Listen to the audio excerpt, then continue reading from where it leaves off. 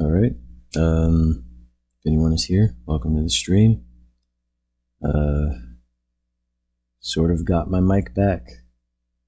It's temporary. Um, Waiting to get a new mic. The one I'm using right now is kind of like my gaming headset. It's good enough, you know. It's good enough. It's all that matters. I constantly sort of fight with that feeling that I need to have like perfect equipment to do things, um, especially when it comes to like streaming and making videos.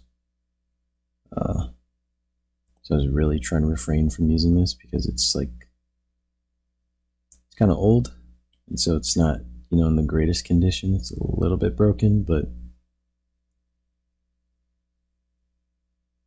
I figured it's probably better to just have a semi-working microphone right now than it is to just be completely silent. And like I said, I'm getting a new one, so it's fine. But yeah, we're just working on this Power Ranger here. It's the Red Ranger from Mighty Morphin Power Rangers. It's basically just a little bit of a redesign. Not trying to like fundamentally change the Power Rangers or anything. I just like the whole sort of like prehistoric, like dinosaur or like saber-tooth tiger or whatever, like sort of creature influence in their designs. Same thing with like Kamen Rider, where they're kind of just like bugs. So I just wanted to push that sort of like, well, in this case, because it's the Red Ranger, his Zord is a Tyrannosaurus Rex, so I wanted to push the sort of like Tyrannosaurus motif a little bit more in the design. Due to that, some other like, things changed along the way with it, but my plan wasn't like, oh, I'm going to fully redesign the Power Rangers or the Red Ranger. I just wanted to push that aspect of the design a little bit further, and from that, changes started to happen. But I mean, for the most part, if you look at it, it's like, it's not 100% the same as, the regular Red Ranger design, but, it's not entirely different either. And that's kind of where I like it, somewhere in between.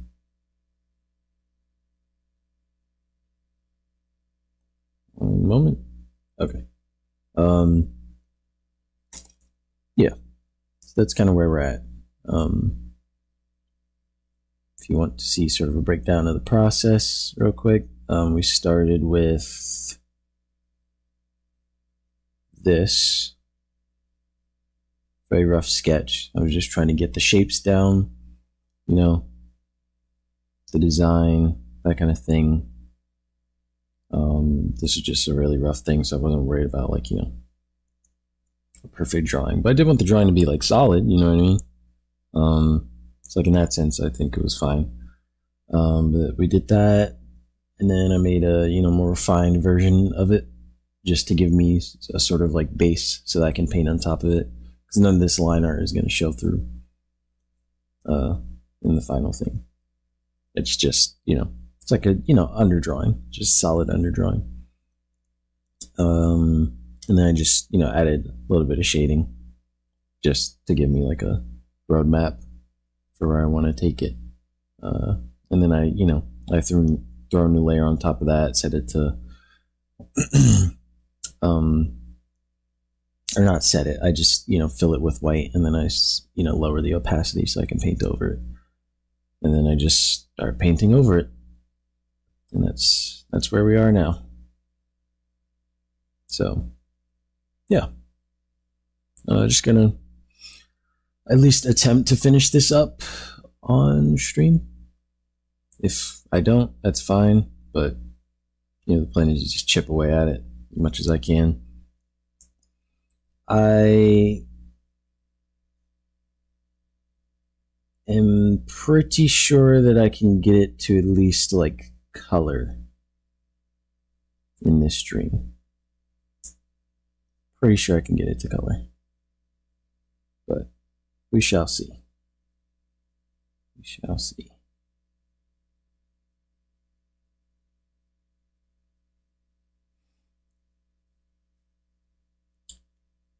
And the reason why I'm doing, well, this isn't the reason I'm doing Power Rangers in particular. I'm doing Power Rangers because I was watching Mighty Morphin Power Rangers not too long ago, probably like a week ago.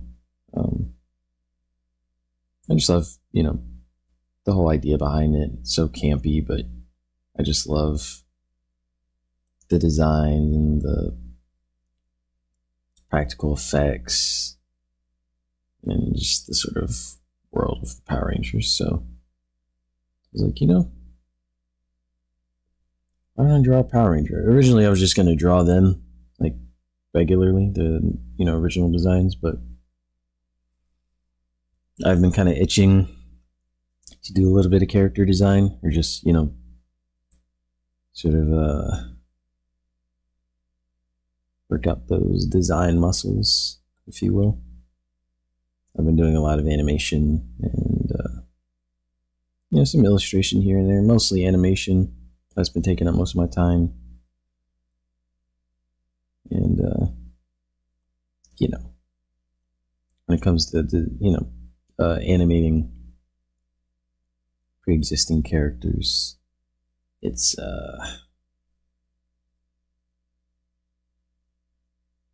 they kind of figured the design out for you, so not exactly a whole lot I have to do there as far as design. But I do miss character design a lot.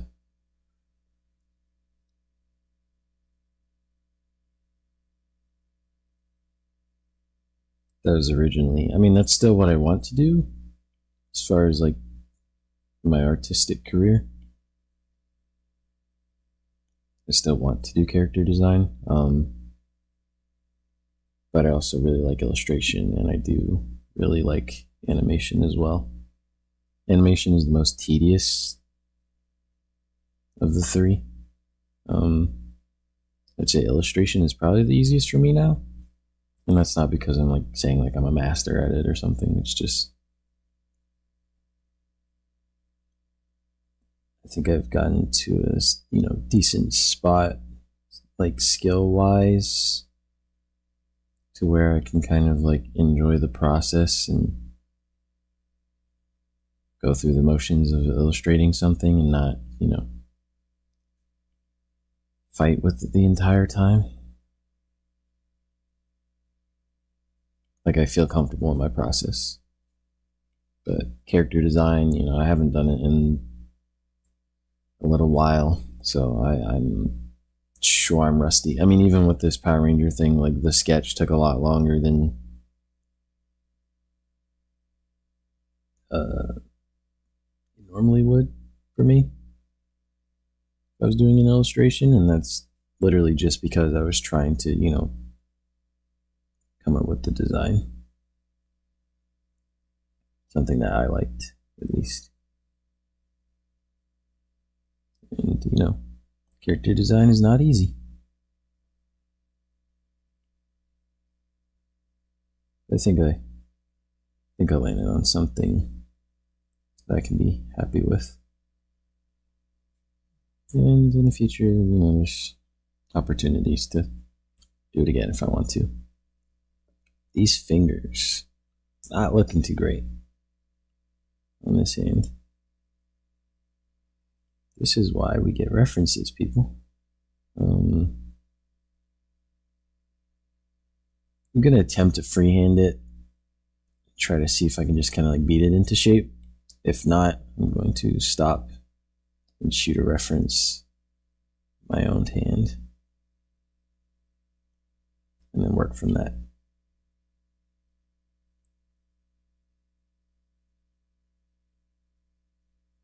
It's kind of how I work with most things. It's like, see how far you can get with imagination, and then that reference fill in the gaps, you do want to make sure that you do,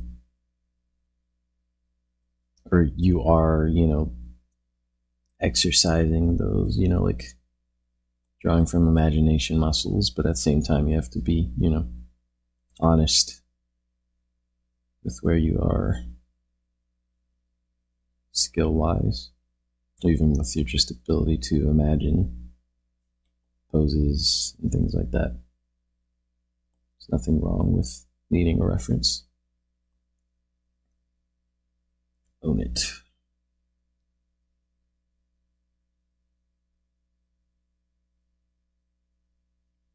I think it's this pointer finger here that's the problem.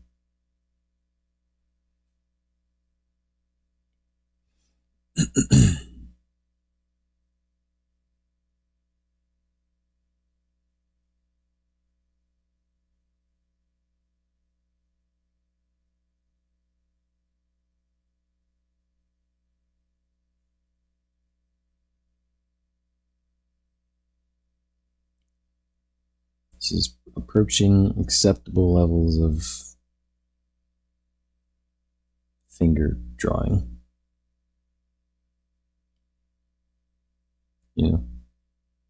Passable hand, I think.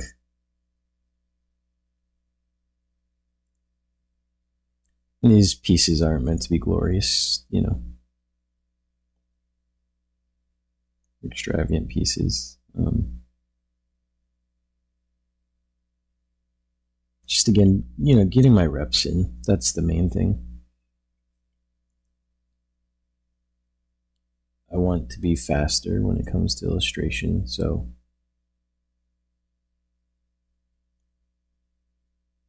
you got to get your reps in, right? Just keep drawing things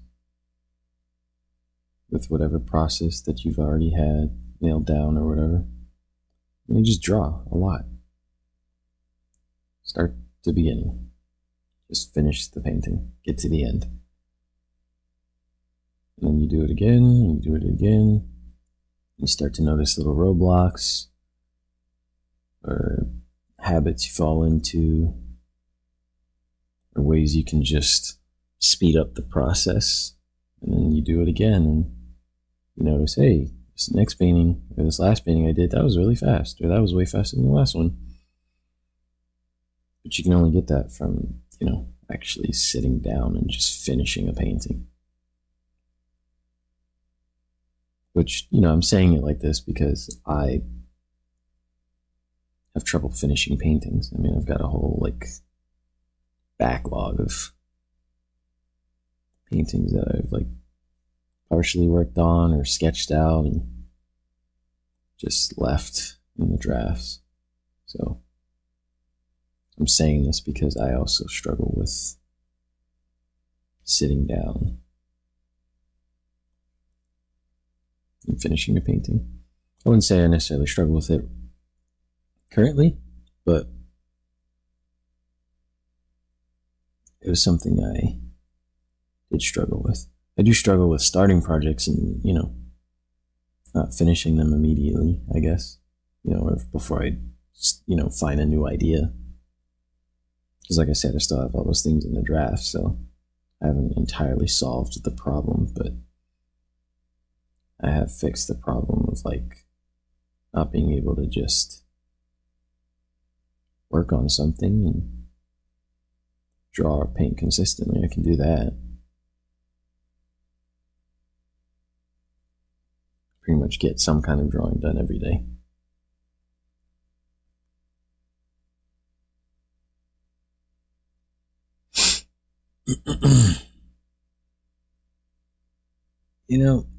That hand isn't too bad.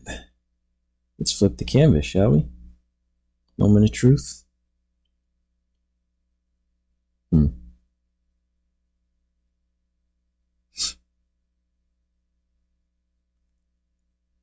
It's not too bad. I'm just...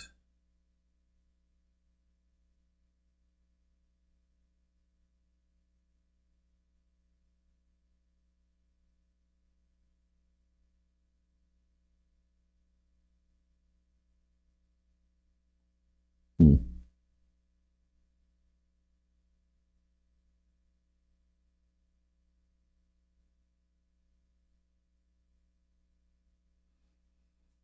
Zooming out, trying to look at the big picture, see if I like it, if there's anything I want to change. I think it's like the perspective on this hand, or not hand, finger. And there's also the fact that like the sketch is bleeding through, and it's kind of making it difficult for me to. Hmm.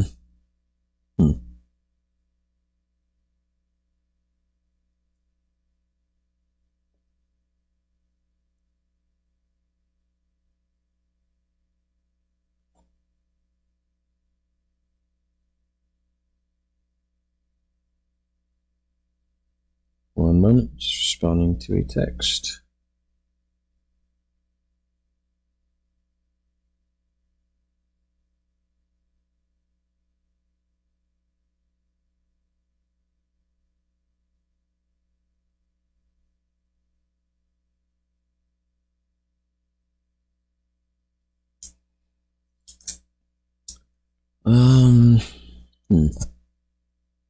Let's see. I think the hand is all right. It's all right. I think his.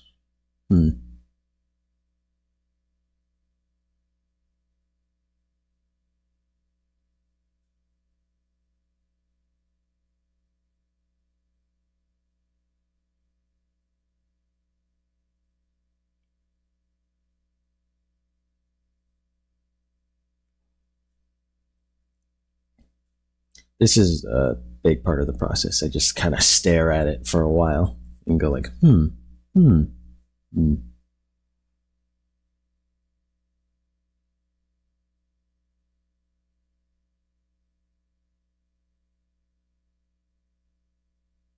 I feel like, okay, I think I know what it is. It's, there we go again. Saying,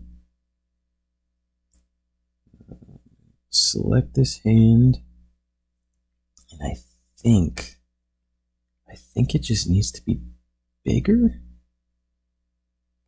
Like, I think the hand is genuinely just too small.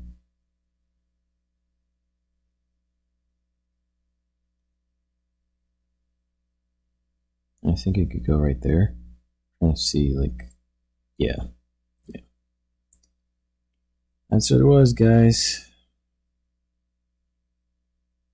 I'm gonna smudge that. It's a little trick there. Okay. So now we've got that feeling a little bit more like a hand.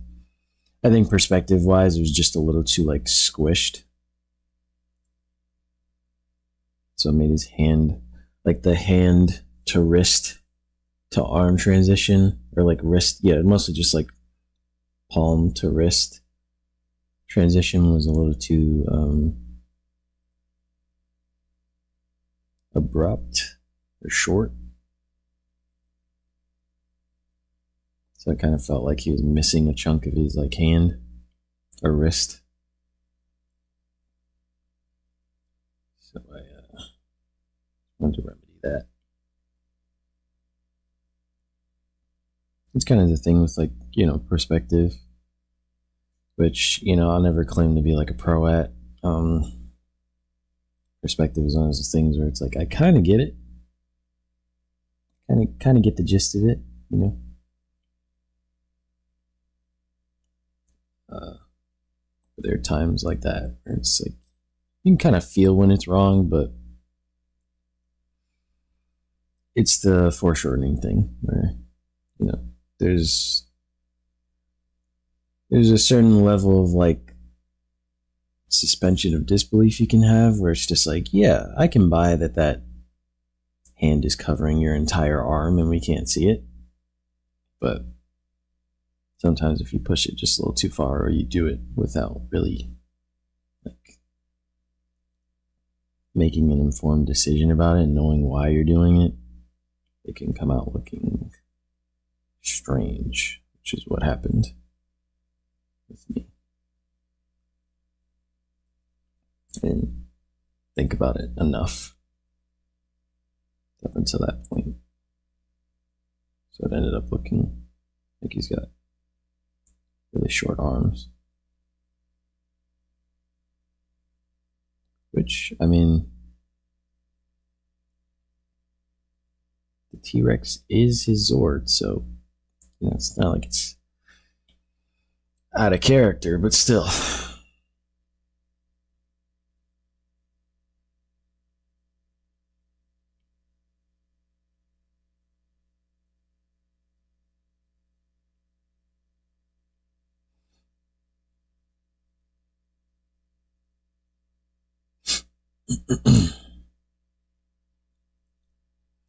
Right, let me look at my reference because he's got like a pouch thing.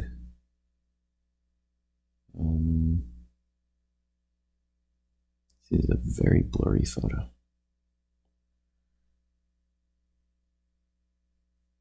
Okay, so it's kind of like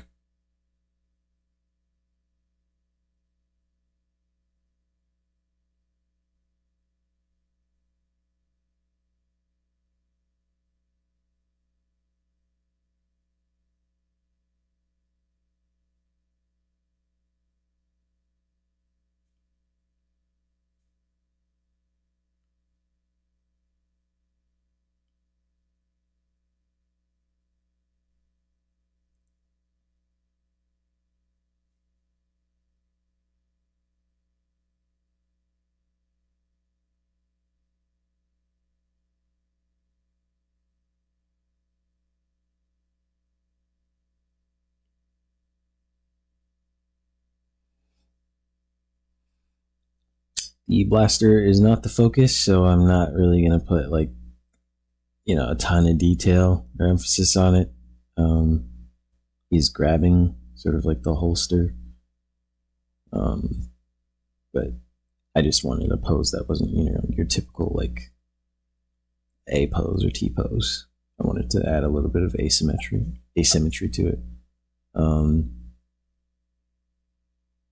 I just thought it added a little bit of like movement to it,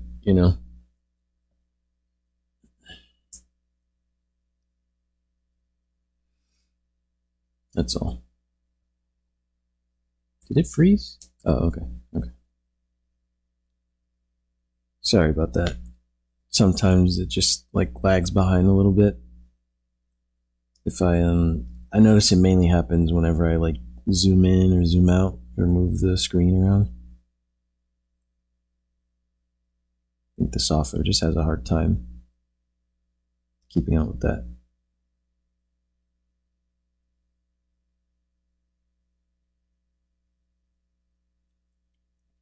I really got to shout out my Chromebook. This thing is like 5 years old at this point. It is a trooper.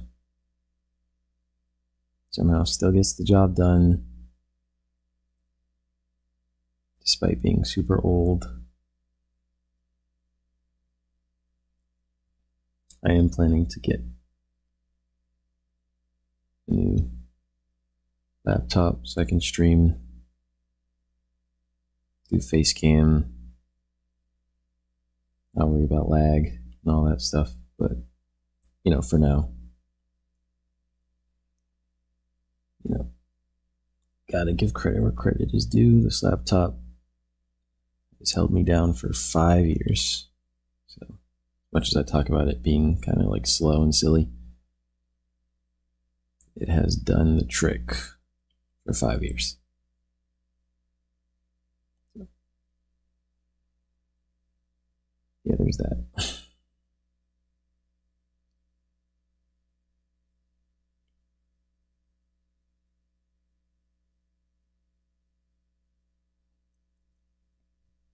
Said I wouldn't put too much emphasis on this, and here I am fussing over the details.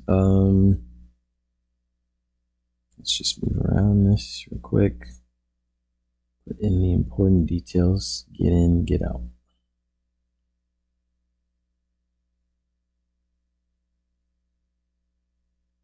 These brushes really are amazing. Like I've like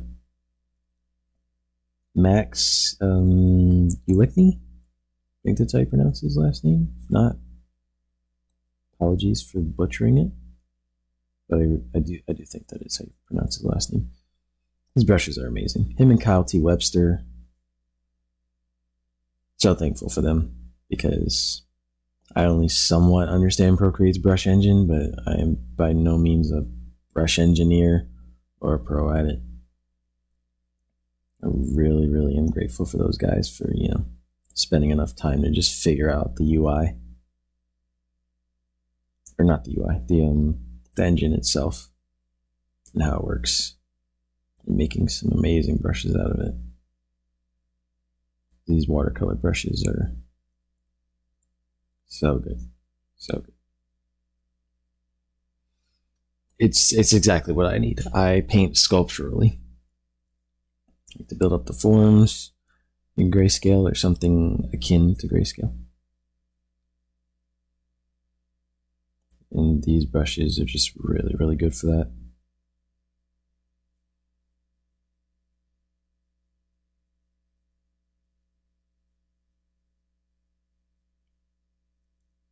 So I would highly recommend them.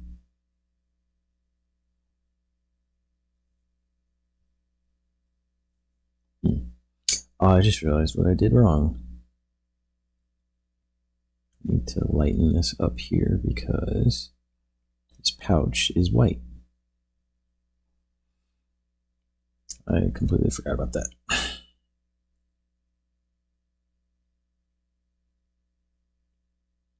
See, this is one of the benefits of just doing what I was saying about getting your reps in, because there was a time where I would have shaded this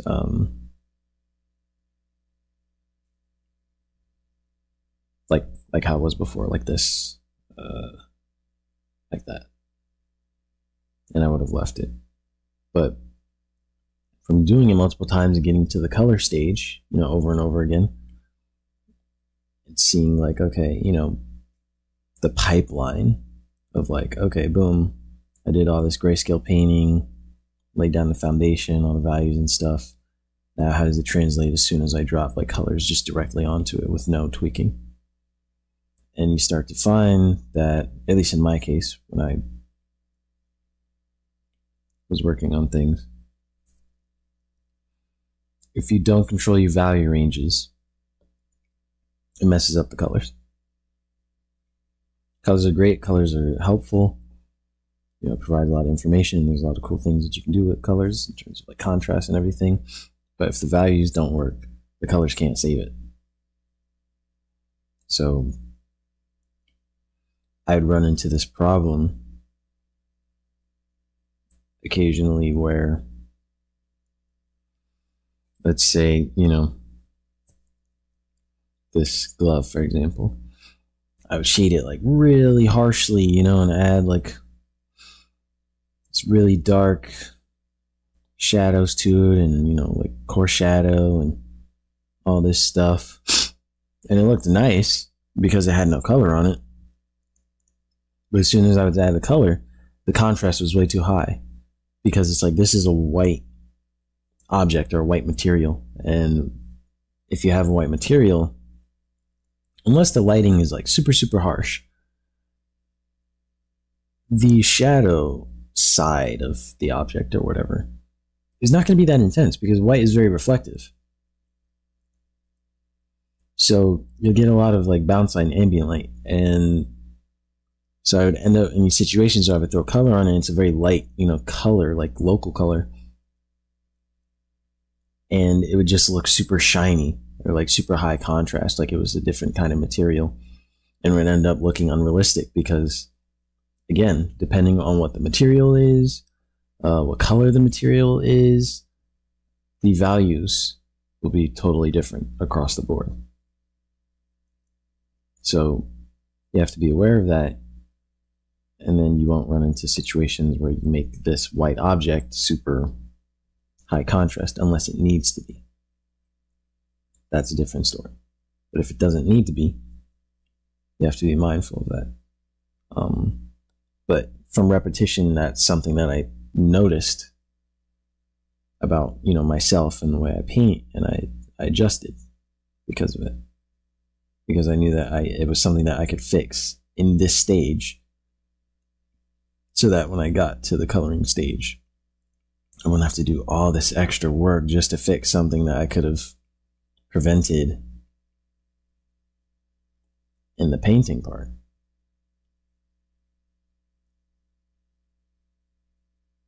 So that is why it is really, really good to just repetitively paint or draw or anything, really.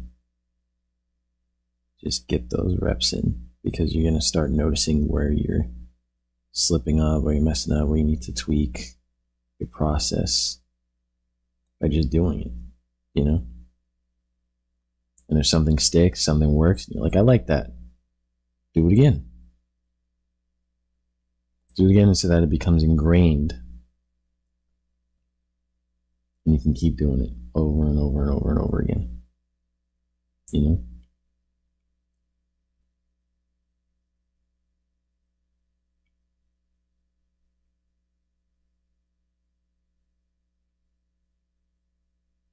It's like the Bruce Lee thing. I'm like paraphrasing here, but you know, the guy practices, you know, one kick 10,000 times.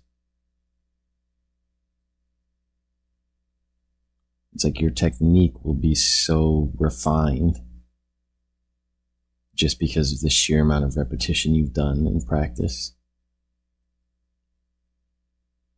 As long as you're being observant. If you're being completely ignorant while you're practicing or doing your reps, then it's useless. But, you know, generally.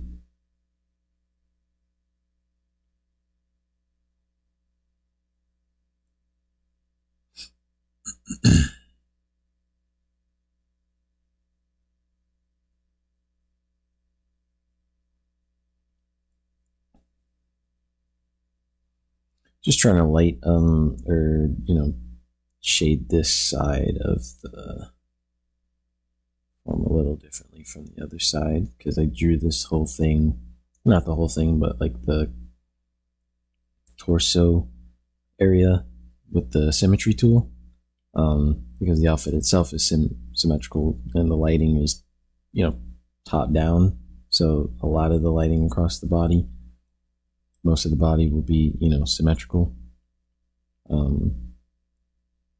But you know, there are differences, especially because this arm is raised a little bit, so the folds will move a little differently. You want to account for that, otherwise your piece will look very sterile and artificial.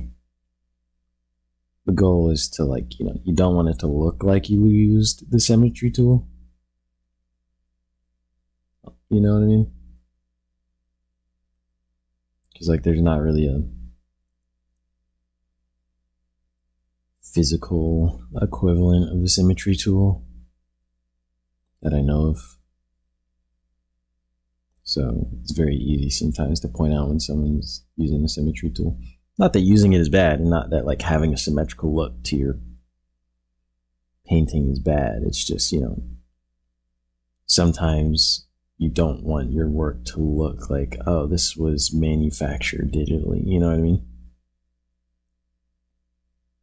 So sometimes you have to, like, essentially paint that away. Paint the artificial look away.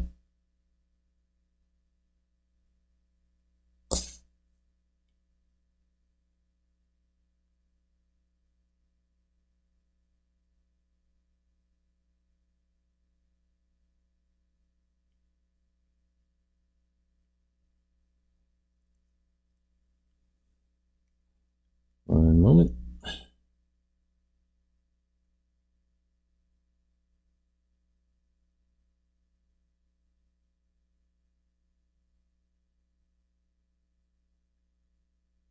Okay. That looks fine for now. Might get painted over later. I don't know.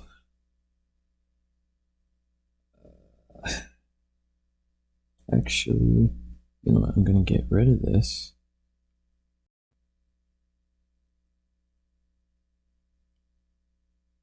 I'm gonna bring this down like that. Erase some of it. Too visible.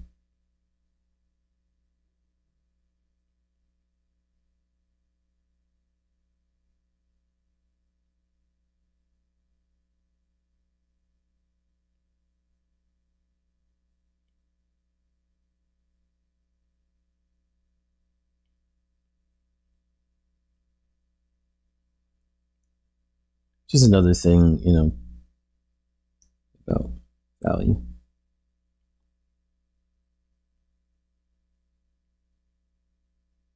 You know, being mindful of, like, I have my references open on my laptop. It's PureRef. I just, you know, grabbed a couple of pictures from Mighty Morphin of the, you know, Red Ranger, and you know, I've like loosely followed the reference as far as certain things. Like the belt is probably the only thing that was kind of like a one-to-one usage of the reference, just because, you know, I like the belt and there's not really anything I want to change about that part of the design. But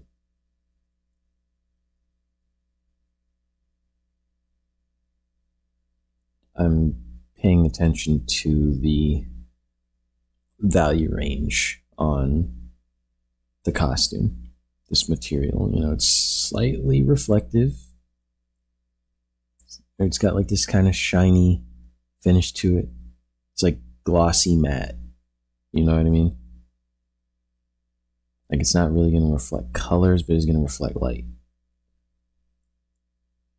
And I'm paying attention to that because the values don't really go past a certain range. And that's important to pay attention to. Because you go too dark, and it starts to look a little strange.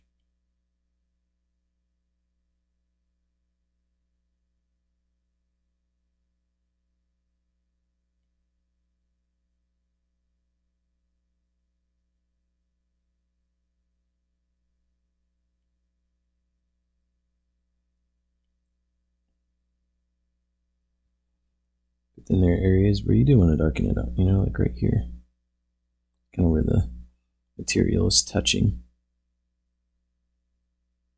So you want to add some ambient occlusion.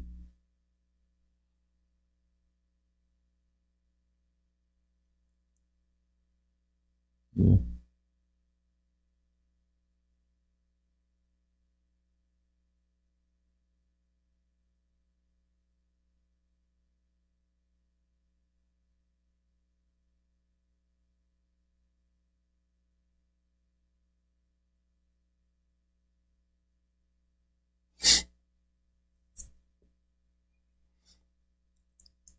Okay. Oh, I need to finish this holster. I almost forgot. Okay. Cool.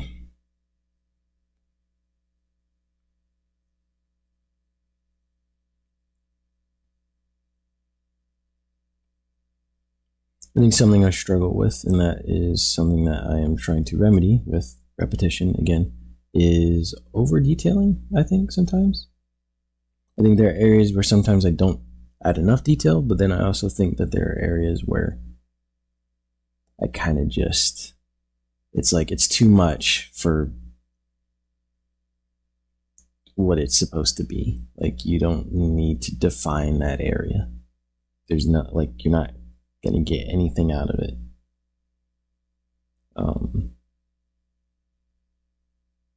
And you're gonna, you know, end up having to like pull back some of the detail you've put in anyway, so it's like not even worth it. I think I do that quite often, actually. I do think there are cases where I don't add enough detail.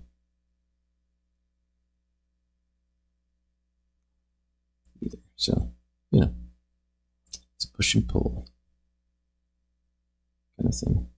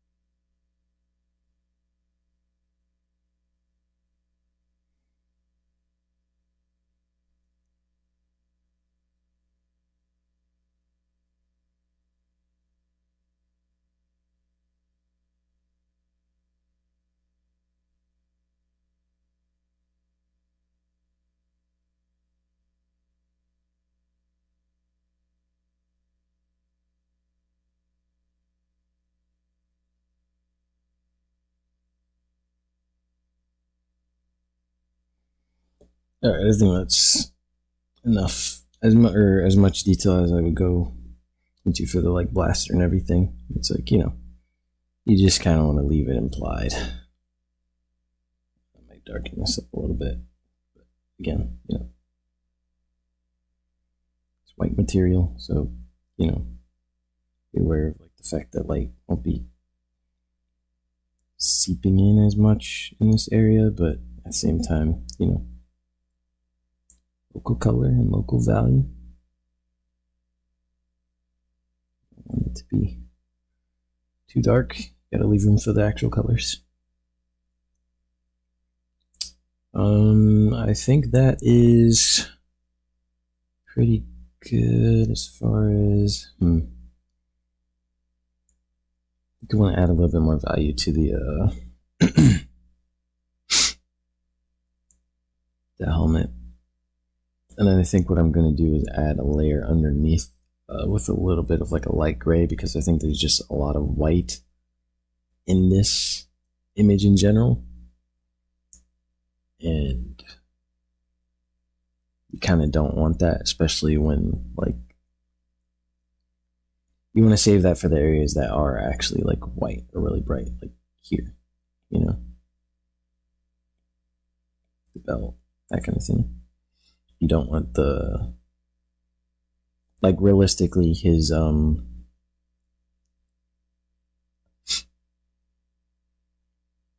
if we, let's see, if I take the layer, get like, you know, somewhat saturated red, like this. Right, let's just say that's his, you know, color. The color of his costume, right? That gray, or that value, if I take all the saturation out of it, is going to be this, right? And even if, you know, I were to add some light to it, you know, it's clearly not going to be like pure white because it's not that shiny. But even if I were to lighten it up this much, you know, almost white, it's like, it's still quite gray. And that's essentially what I'm trying to get at. I think there's too much white in this. So I want to introduce some more mid-tone, some more gray, so that the local color isn't doing all of the work and the values are actually helping. So I'll probably slap that like underneath.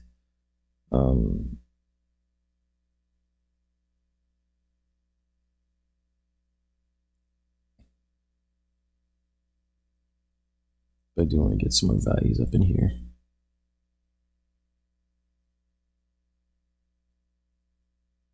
Without destroying what I've already painted. And I should turn on the symmetry, so I don't have to do this twice.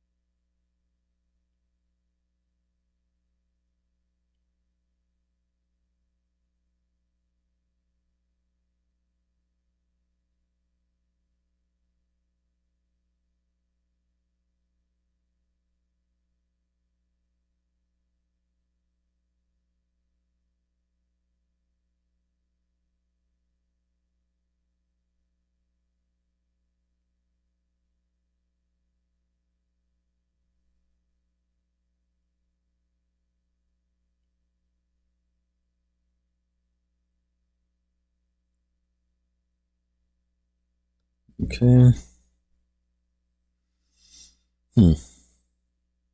Yeah, I think that's pretty good.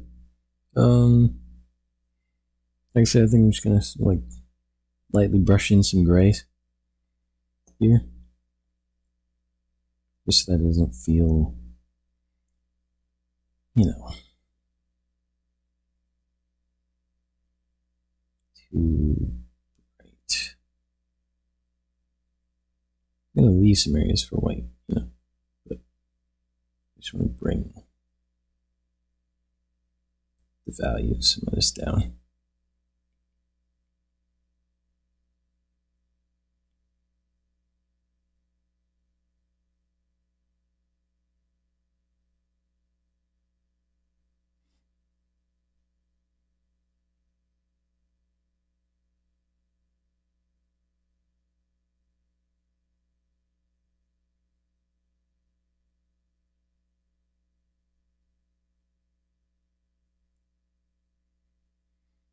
Never be afraid to take advantage of, you know, the sort of tools that come with like Procreate in that way. It's like, you know, it's hard to do something like this traditionally without ruining what you've already done. But yeah, these tools are available. Use them. Figure out how they work.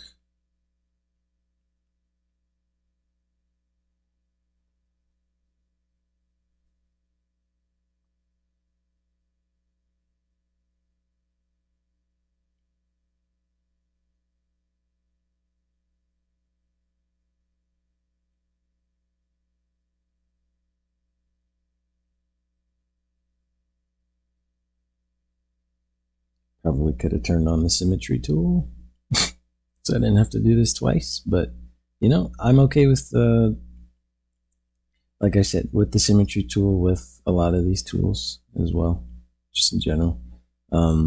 there can come an artificial look with it. And the goal is that, you don't want it to look like you did it all with just, tools, if that makes sense. Like, you want it to kind of look like there's happy accidents and, hiccups and imperfections. So you kind of have to bake it in there yourself. So I'm okay with not using the symmetry tool because that means I'm going to get some, some differences, and those differences would show up in real life anyway. So it's more realistic to not entirely rely on the symmetry tool to do all the work for me.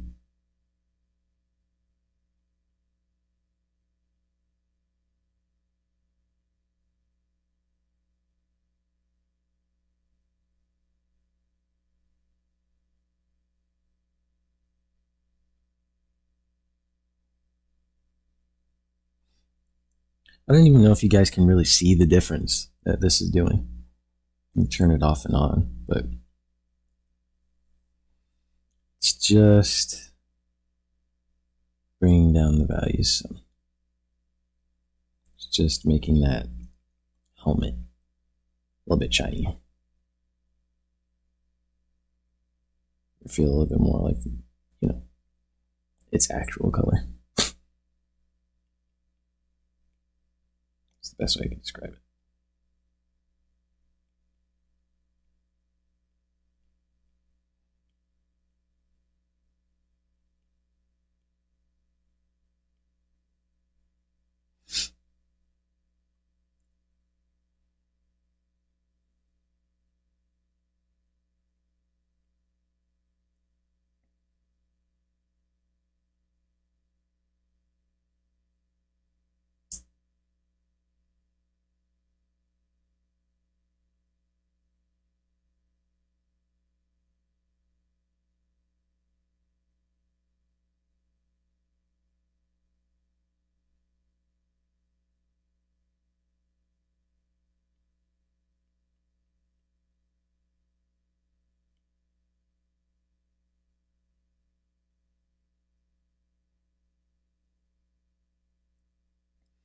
And this is going to help so much when I get to the coloring part, because otherwise I would have had to do it in the sort of like paint over stage, where you've laid in your colors, your adjustment layers, you've done all that, and you're like, okay, this looks good, now it's just time to polish.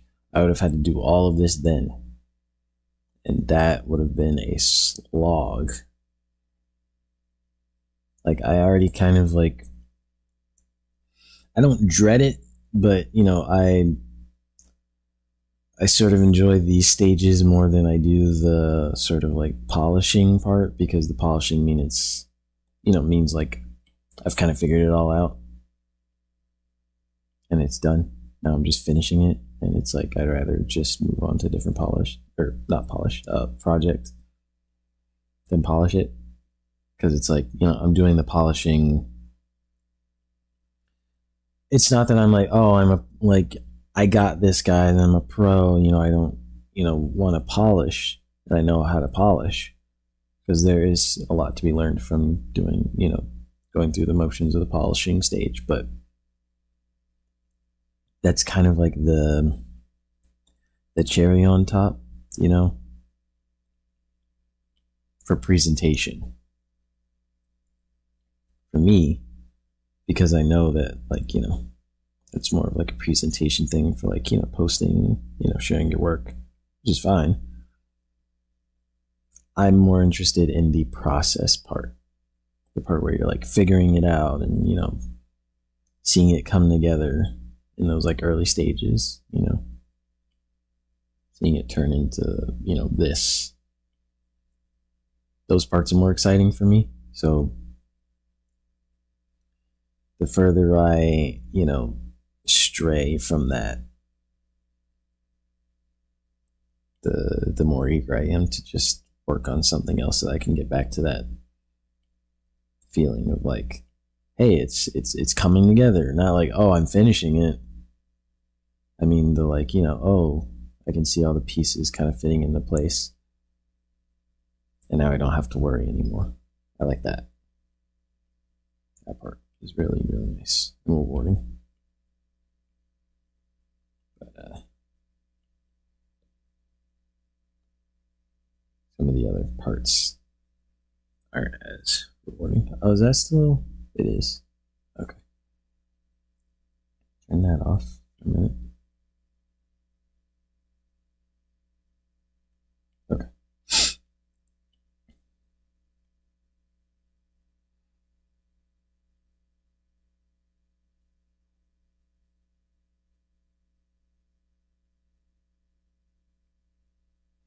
I have to be careful, because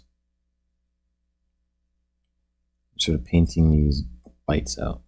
And it's like, you have to be careful not to paint out the values that are actually supposed to be, white or near white. Muddy those up, and then they will look bad. So, gotta be mindful.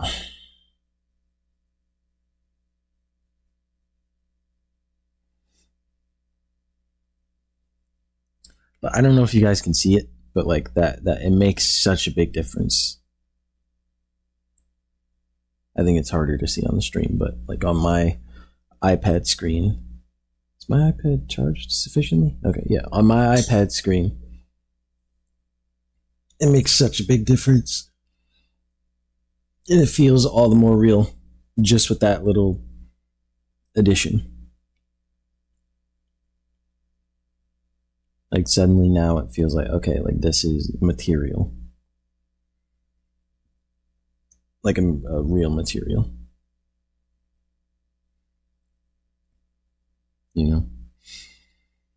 It's the little things, man.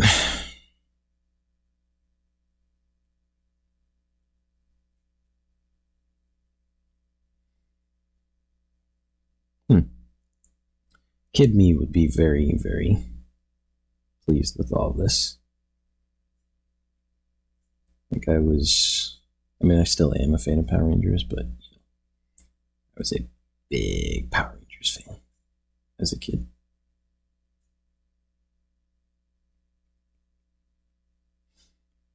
But, back then I could not draw very well, so, a lot of the work I do now is kind of just the work that I, or at least I try to make work that like I would have been inspired by as a kid, or that I would have wanted to see and make, but back then I wasn't able to. So a lot of that now, so it's kind of just like wish fulfillment for me,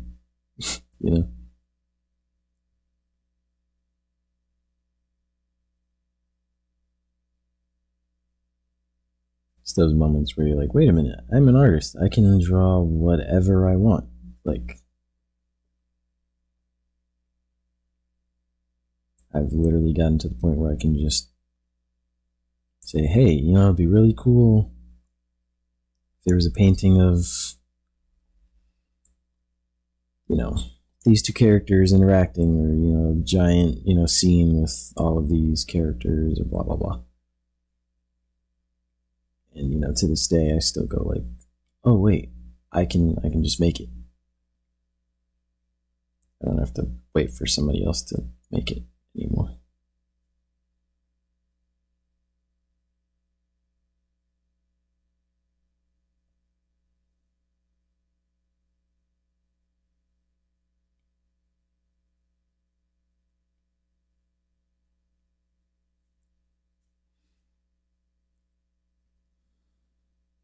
Again, not trying to paint out the whites all the way, just bringing the values closer together, making this feel like it's a different material. The local color will do a lot of that for me, but you don't want it to just be like, oh, what you don't want is like, okay, so I said I paint sculpturally, right? And when you think about clay or sculpture, it's all the same material. Like it's one. Sorry, something. It's my table making that noise. But like with clay, with sculpture, the clay is one material. So everything that the person sculpts with that clay is, made out of clay. Like that's just because that's the material that the artist is using. But then how does like a 3D artist make something look like it has multiple textures? Like, okay, a cape versus hair versus, all this other stuff. It's the value. Sculptors and, traditional sculptors are kind of limited. I don't want to say limited, but like, because it's all clay. And they can paint it, which is nice.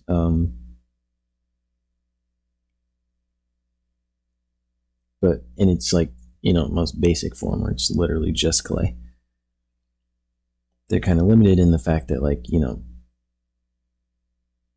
it's all clay. So we'll all have the same value no matter what. Now they can still, create like amazing forms and everything with that clay. So I'm not like knocking sculptors or anything like that. I'm just saying that they are, limited to the fact that with the clay, it's all one value. Thankfully, like if they want to, they can kind of just like paint onto the clay, I guess, make things darker. But then that clay, if they want to keep using that clay, it becomes unusable because it's got a bunch of dark spots. But you know what I mean? Kind of going off on a tangent here, but essentially what I'm doing is letting the values help me differentiate the material and not purely relying on the fact that it's just a different color. You don't want it to all look like it's made out of the same clay, just color different. You want it to feel like, oh, okay, this is one material, and this is another material, and this is where one material starts and the other one ends. And, this is matte, and this is shiny, glossy, or whatever. Like, you want all those differences built in.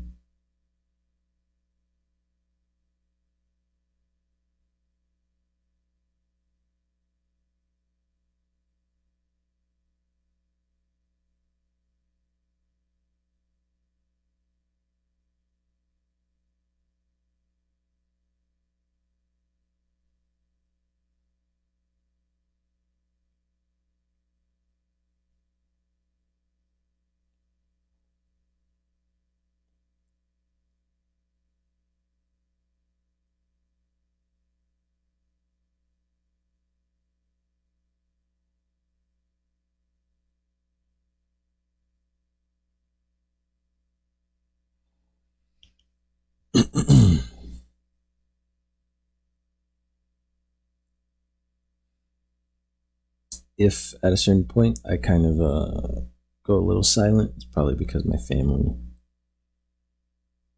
is around and making noise.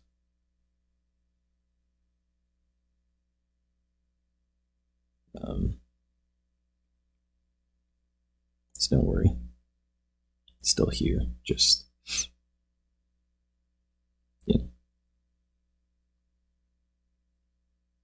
sparing you guys from the sounds of my family.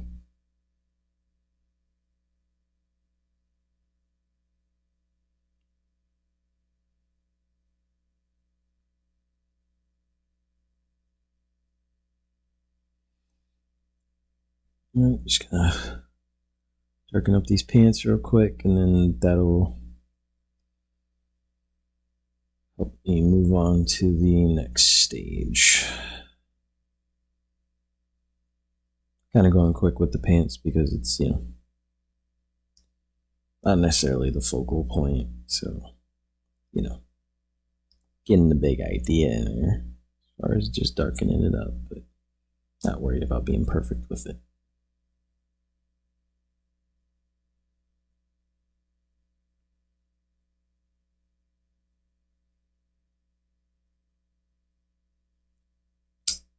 You know what? I kind I think I kind of prefer it flipped this way. Like, this is fine, but I think it actually looks better this way. The problem is, his holster would now be on the wrong side, so I can't do that. So I have to keep it this way, which is fine, but, you know. It's just one of the limitations that comes with, you know, someone else's design. I could, you know, pretend like that's part of my redesign, where I'm like, oh yeah, the holster's just on the other side because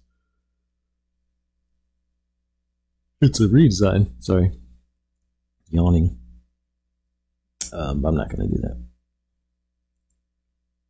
I'm a little bit of a purist in that way.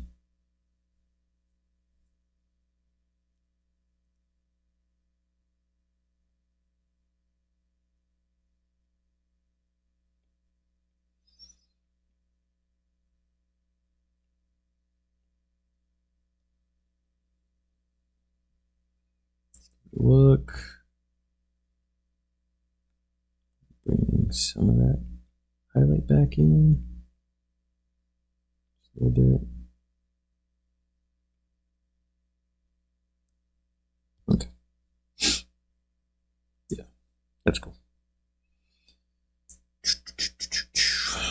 And then I'm gonna merge that with this because it's basically should have been there from the beginning.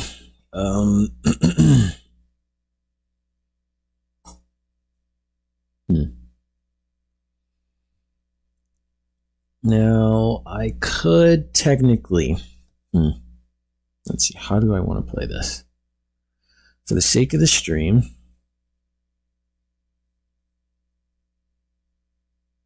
I could technically go straight to color from here. I could. If I were doing this sort of independent from the stream, I would essentially give this one more pass with values, just to deepen some areas and bring some areas out into focus and push some details farther back that don't necessarily need as much attention as they have, because everything's kind of not rendered, but everything's kind of shaded with the same level of importance.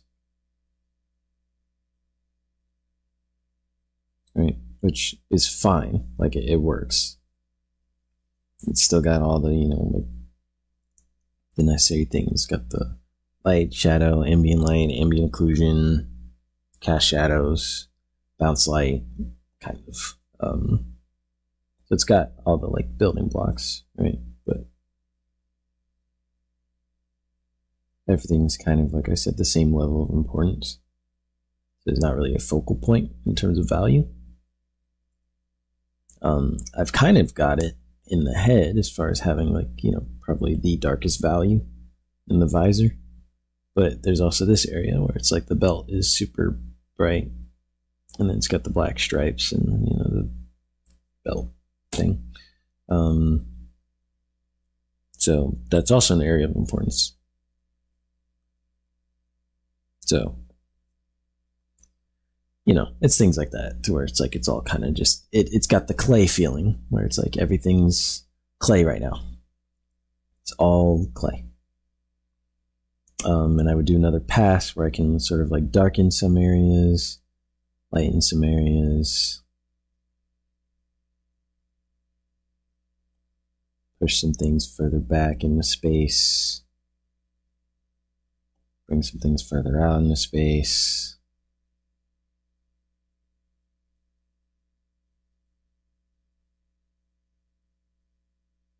You know, and it's just, you know, it gives me more control over the values, which is always nice because I love being in control of the values. That's why I like this process that I have so much. I almost forgot this detail on the glove here. So we're going to do that real quick before I forget.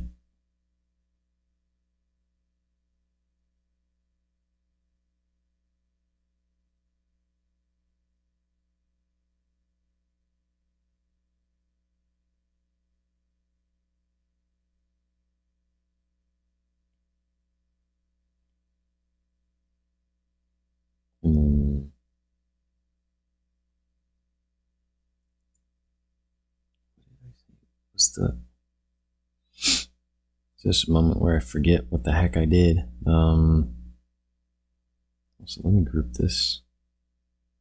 So I can turn it off. That. I didn't say I was doing the coloring. I completely forgot about those.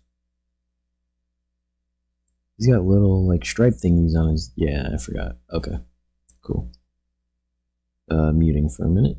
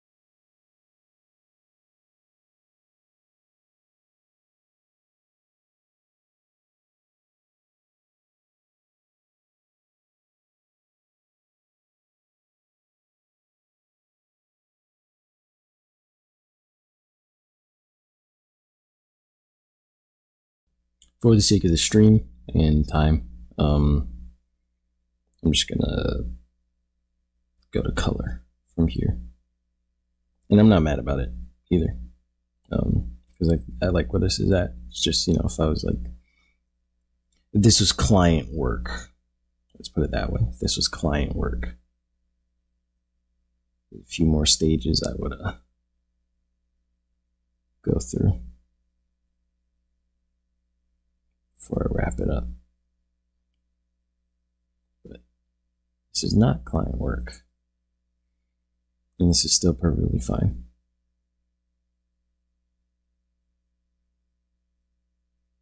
So I will just kind of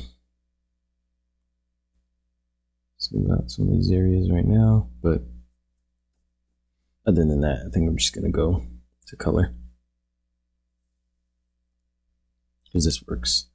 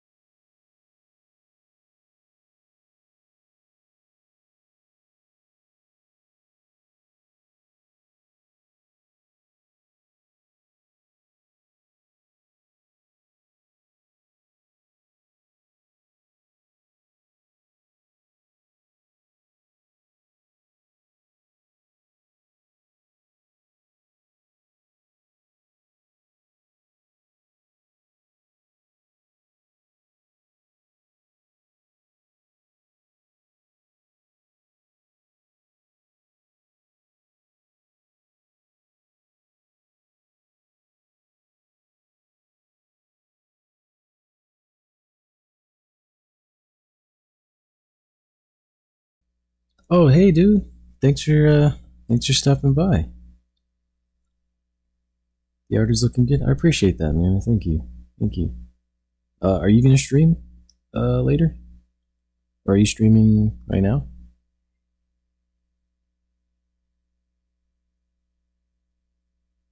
And you caught me at the most boring part of the process, the color filling. Um,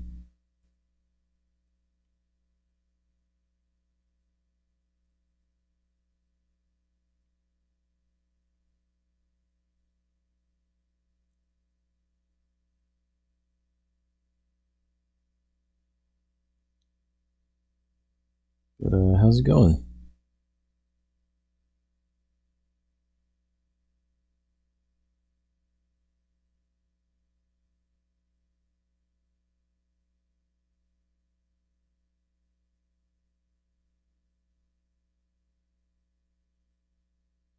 Hmm.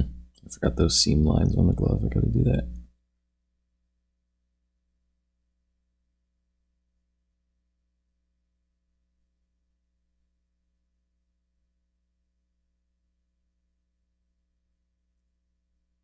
Also, I'm not entirely sure how much delay there is. Um, if I'm going according to the very first stream I did, I think it was like a 10-second, 15-second delay. I think.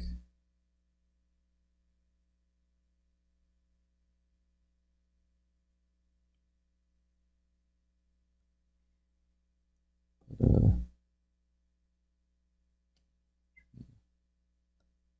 so I just want to make sure I'm seeing chat correctly.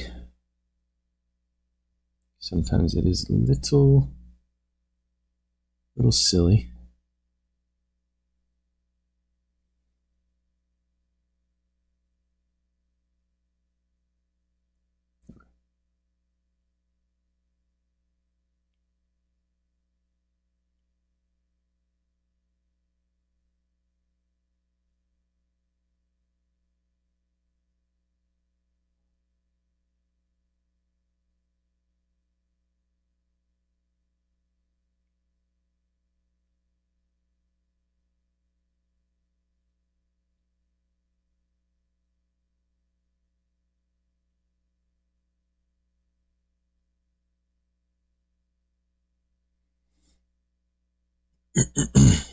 Okay, almost done.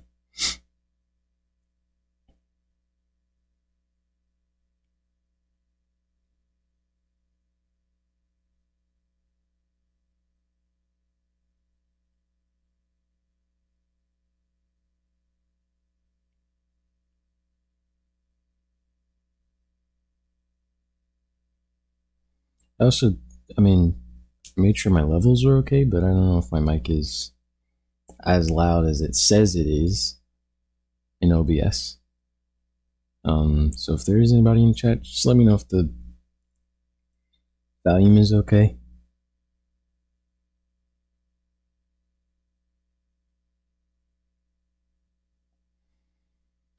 Thanks for having me. As for today, I don't think I'll stream. I'll tune in yours for now. Okay, sounds good. Sounds good. Yeah, honestly, you're better at keeping up with streaming than I am. I'm trying, but I've just been animating so much nowadays. And I don't know if animation is as fun to watch for people as like illustration, even though I'm technically on like a really boring part of it right now. And animation would be a lot more fun to watch than color filling, but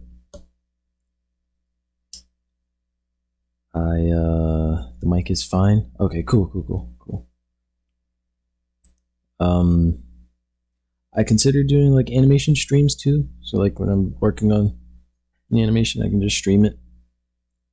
And we can just we can just hang with chat and make silly like shorter animations just for the stream. But I don't know if that's something people want to see. I mean, I feel like animation is one of those things where it's like if you're like a pro at it, then it's pretty fun to watch because you can ask questions and You can, get advice, um, learn tricks, and you get to watch a master at work, which is very helpful. And it's also just cool to see something cool come together from beginning to end. But I feel like in my case, because I'm definitely not an animation pro, it would not be as fun to watch because my process is just kind of like it's all right, but I don't know. It's very finicky, a lot of back and forth and redoing stuff, and I just don't think it would be that fun to watch. But I don't know. I like doing the illustration streams though. These are fun.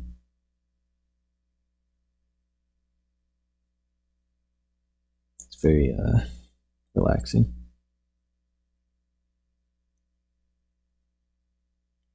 But how's your day, man? What should I call you? On your streams, I think it says like it's like Ainor, something like that, right?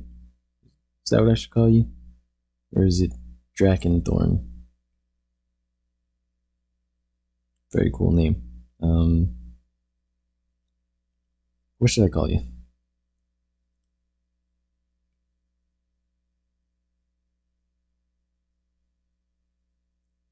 Okay, and then voila.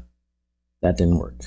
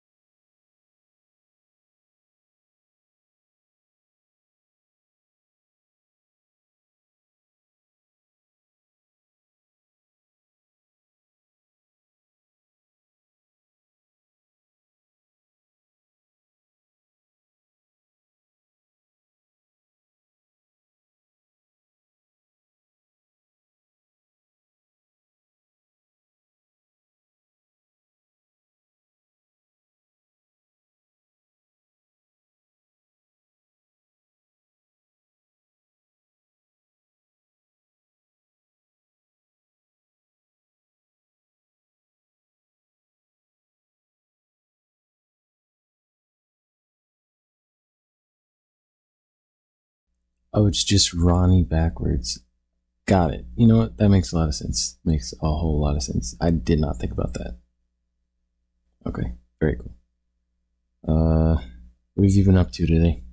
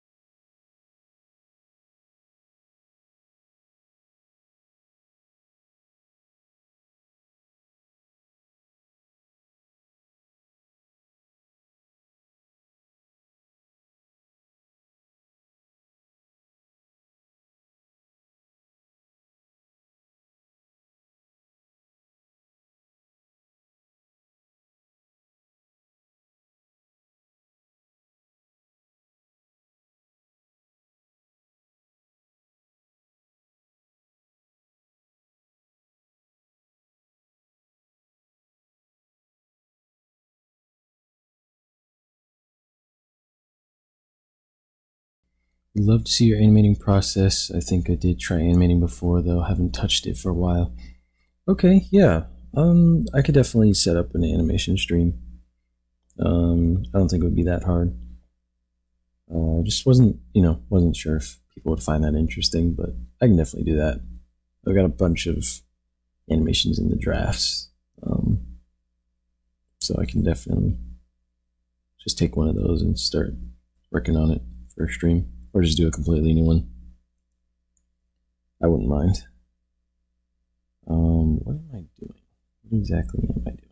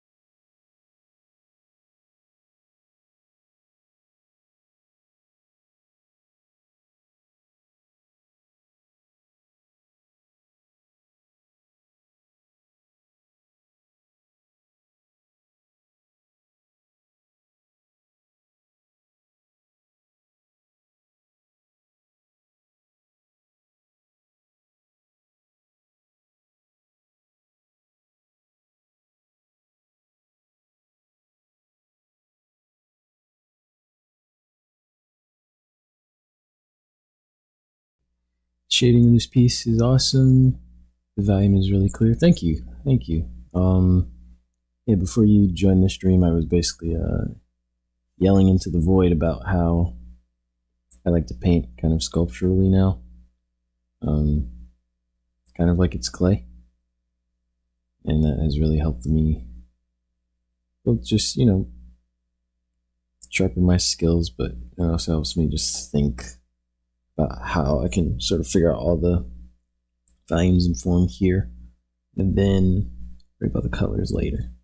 Um, so it's really nice, and I'm really enjoying this process. I think this is the most fun I've had drawing and painting in a long time. So thank you.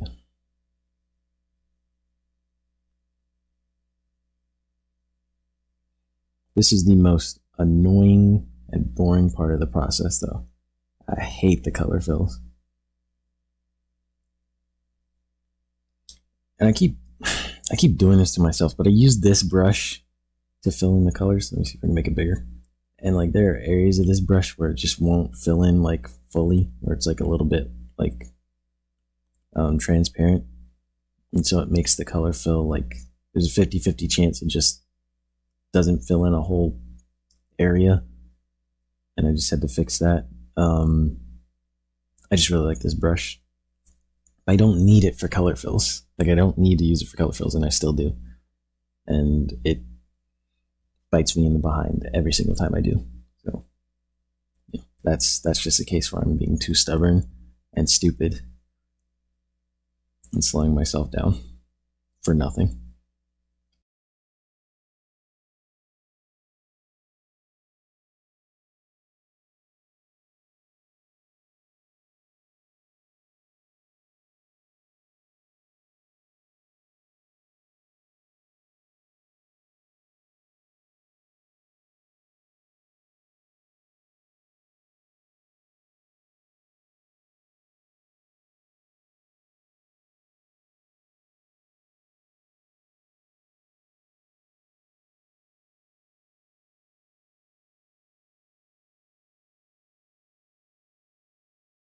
That is like the perfect red. Like I have my reference of the Red Ranger out, and that's like the perfect red. Uh, I don't know why I felt the need to announce that, but I just wanted to say that.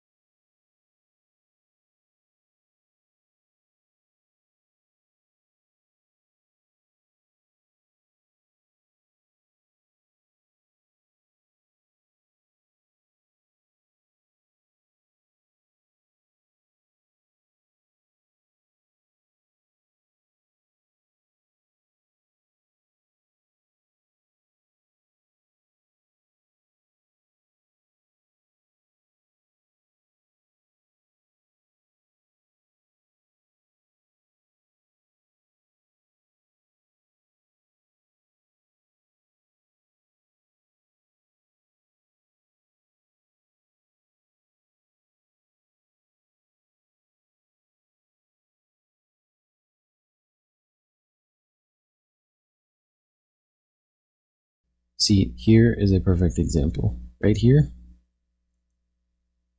Let me get brighter color so you can see. This right here.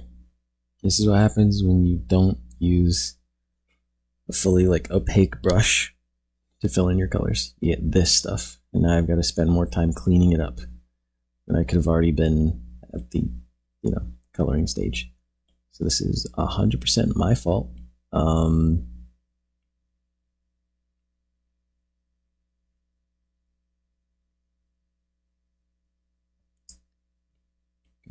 Gonna fill this like that.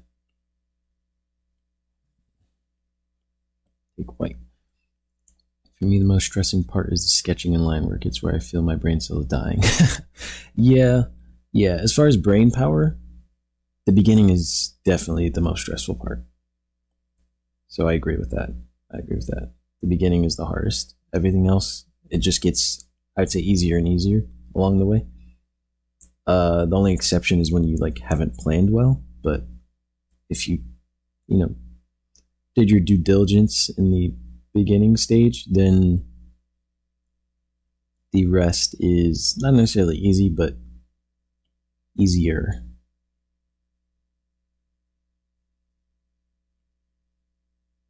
But yeah, all my brain power is used in the beginning. And then from there, it's semi-smooth sailing. Yeah, you see, I've got to make a note to myself to just not use this transparent brush for fills, because you end up getting all these areas that could just be, my fault. Entirely my fault.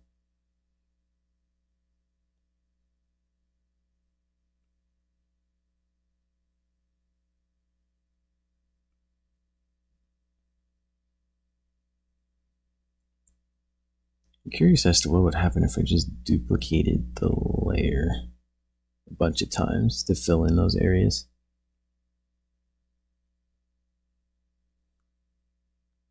But like, yeah, you see how the hand is like, it's got these little patches that aren't filled in. That's what happens. Oh, that was a mistake. Oh, right, I see. I always got that thing to fill in. I'm curious, is your drawing software have like a magic wand? It does. And sometimes I use that, but sometimes, to be honest, filling it in manually is a bit faster than using the magic wand. Sometimes. Because if you tweak your brush size appropriately, you can kind of just like go around the piece really fast. But there are times where it's probably best to just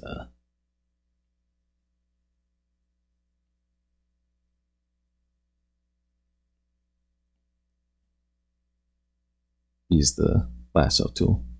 So yeah, Procreate does have a lasso tool. It's okay. It's like good enough for most basic uses. There are times where you would need the lasso tool. To me, it's like, okay.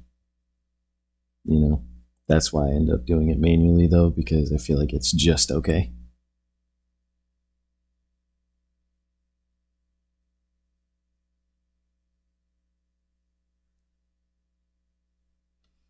What I do on how I feel is I select outside of the drawing and then invert it.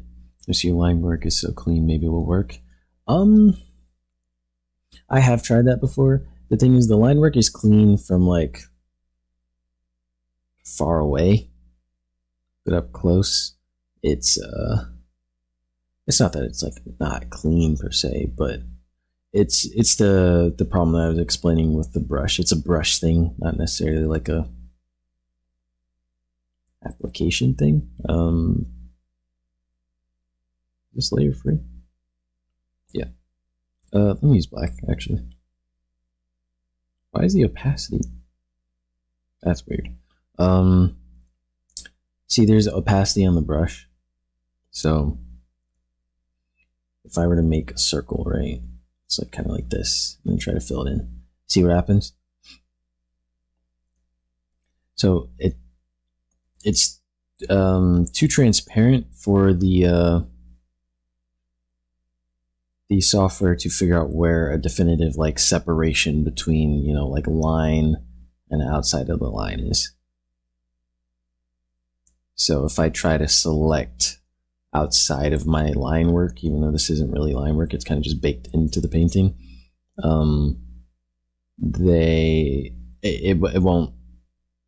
It won't make a proper selection because it doesn't know where the line art starts and ends and where the, you know, outside portion starts and ends. Because I have tried that before, and it just didn't work. So I kind of gave up. I think I did it though. I think duplicating the fill worked. You know, and it's like I said, I kind of did this to myself as far as like I keep using this brush to fill in. And I really don't need to because it's not doing anything that I can't do with a regular like round brush, and the round brush is actually going to save me time and the headache. So honestly, I think it's just out of habit, and sometimes I forget that I'm using that brush and I'll just do the whole thing and then run into that same problem. So I just got to make a note to myself to stop using that brush for color fills. But I think the color fill, or at least that, you know, initial selection is finally good enough now. I'm not seeing any crazy gaps. What I'm going to do is I'm just going to duplicate it one more time, just in case. So now the gaps should be filled in. And then, yeah, that's everything. Okay, let's get the other colors in there.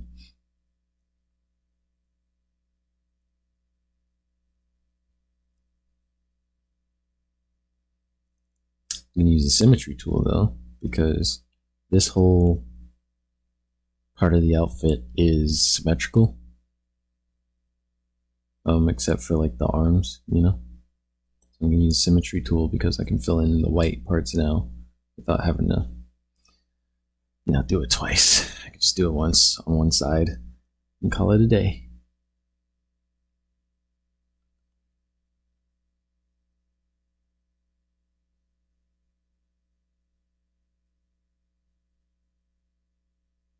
That is one of the cool parts about digital artwork, where it's like when you figure out how certain tools work, then you can use them and just like speed up a really large portion of the process.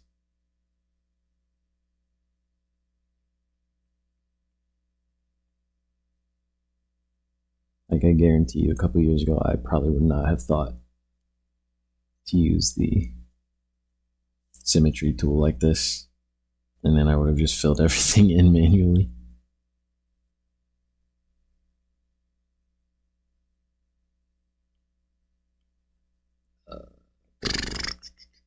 There we go.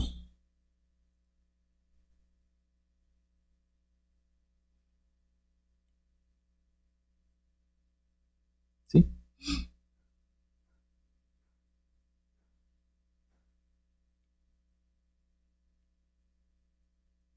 Boom.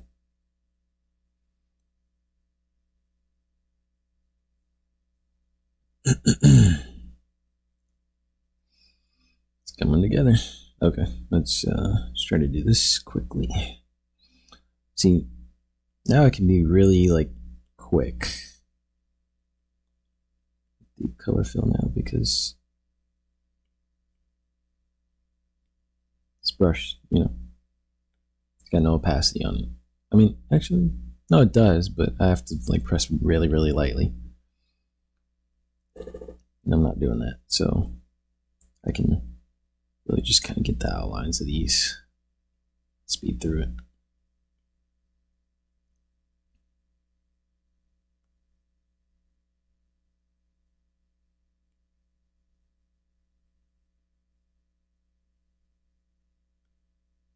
I don't know if that's It should be mostly the same. Okay.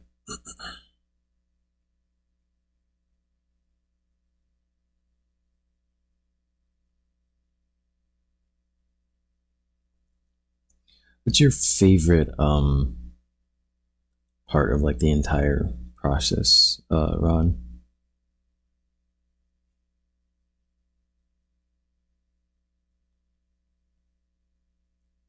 Like, are you a line work person? Are you like the finishing touches, the highlights, color stage? What's the part that's like the most fun for you?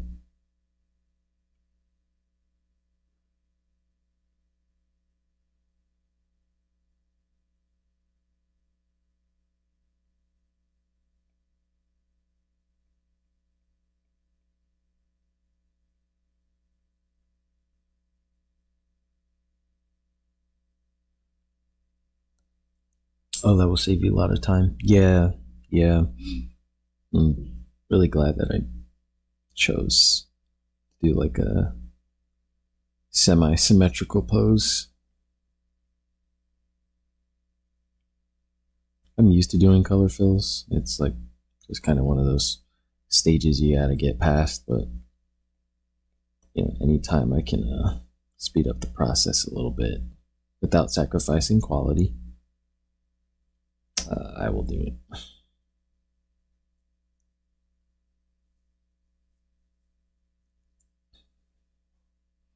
I can't believe that this is my first Power Rangers like painting. I've probably drawn them at some point when I was a kid, so I won't say first Power Rangers drawing, but this is my first real like proper Power Rangers illustration. It's just strange to me that like throughout my entire art career, I never bothered to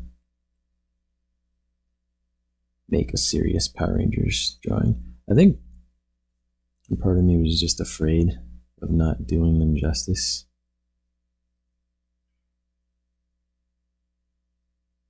The design.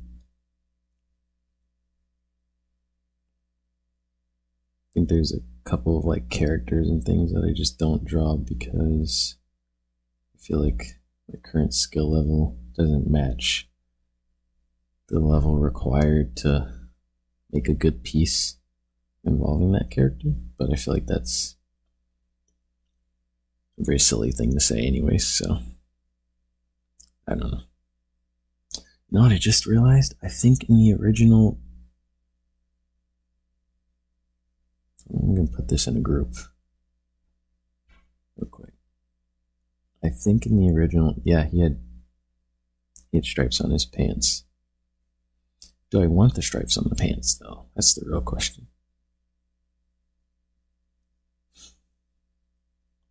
Okay, I think it's alright without them. I'm gonna leave them. I'm just gonna forget about the stripes on the pants. It's fine. For me, the finishing touches, when I feel that the piece is so close to finishing a bit for the sketching phase, but not when I don't know what I'm drawing, the idea's not there yet. Yeah, I definitely get that. Finishing touches are really nice.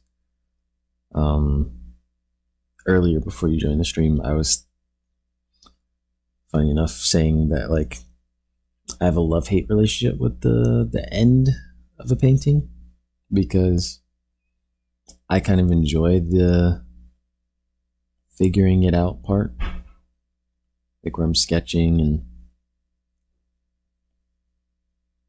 just trying to figure out what the drawing is supposed to be, because I have a very like messy way of sketching that goes straight to like painting. Here, I'll show you real quick actually.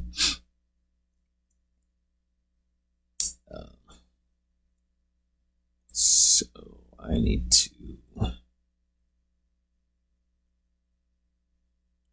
turn off these and this.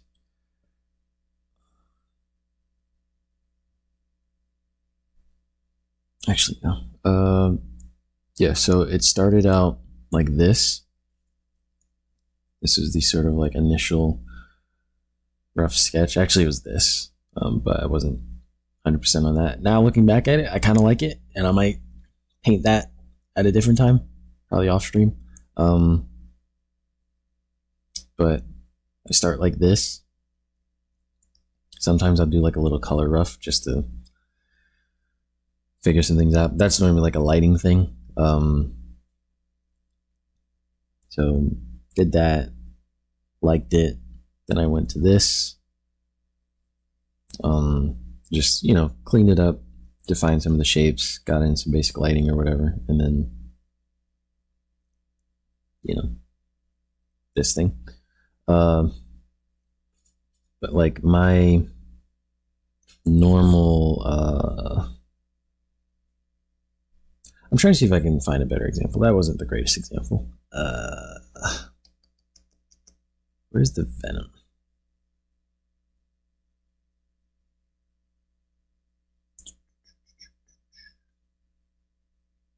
Yeah. This venom. I think I have the step-by-step stuff in here. I hope I do.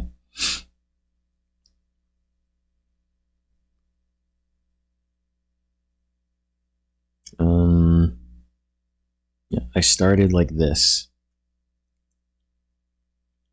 My sketches don't look entirely like this anymore. I mean, they mostly do, but they're a little bit more wild, I guess. Yeah, I started like an inky sketch, just black and white, light shapes, dark shapes, that kind of thing. And then I throw line work on top of it, basically. Like this, refining it, and then I throw this basically on top. This is just the values and everything, kind of like how you saw me doing earlier. But and then everything else. But like this stage is probably the most fun for me. This beginning stage where I'm just trying to figure out like, okay, what shapes can I find and use, and what's the composition, and making those happy accidents and using like a big inky brush and kind of just erasing and painting in and going back and forth. That's probably the most fun for me. And then I would say maybe the like building up values part. Everything else, I don't hate the other parts of the process, but those are kind of just like turn your brain off parts for me, and they're fine, but they're not the most exciting for me. I think your sketches are clean though. Thank you. Yeah, they're definitely a lot more clear than they used to be. That venom is still semi-recent, so it's kind of like the best of my sketches. Normally they're a bit more rough. Ooh, venom, it's so good. I love the lighting. Thank you. Yeah, that one was really fun. Definitely different for me in terms of lighting. I haven't really painted anything with that kind of lighting before, so that was a nice departure for me. I do plan to do some more venom stuff at some point. I kind of bounce around between projects all the time. It's a bit of a problem, but oh well.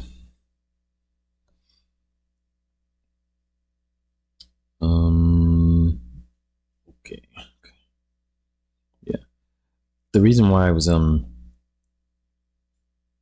these Power Rangers is because like I said, I was watching Mighty Morphin Power Rangers recently, and they're all all the Rangers have like a dinosaur or like prehistoric animal creature assigned to them, and so like that's their motif. Like obviously this is a redesign, but the Red Ranger's like helmet is a T-Rex head. And that's that's there in the original. It's just a little bit more like abstract, so you can kind of see it, but from far away they all have like the same silhouette. And what I wanted to do was like, because I like Kamen Rider and Power Rangers, and Kamen Rider is very like, it's more like on the nose as far as like, yeah, they're inspired by bugs, and you can tell Like the helmets are basically just insect faces. So I wanted to take that kind of design philosophy and bring it over to Power Rangers, where it's just like, okay, let's make it a little bit more obvious that like each one of them is representing a different prehistoric creature. So I want to start with the Red Ranger, obviously, because red is my favorite color. And he's the leader. So I just wanted to take like, okay, let's take the dinosaur aspect and let's push it just a little bit. So like, he's got obviously the dino head piece, but his like torso now, like, I don't know if it's obvious. I hope it is, like, not overly obvious, but I hope it's like it gets the point across, but like it's a dinosaur face here. And I guess you could say a T-Rex face, but it's supposed to mimic the face that's up here. Where it's like, eyes, teeth, or mouth. And so you've got that here with like the eyes, the mouth,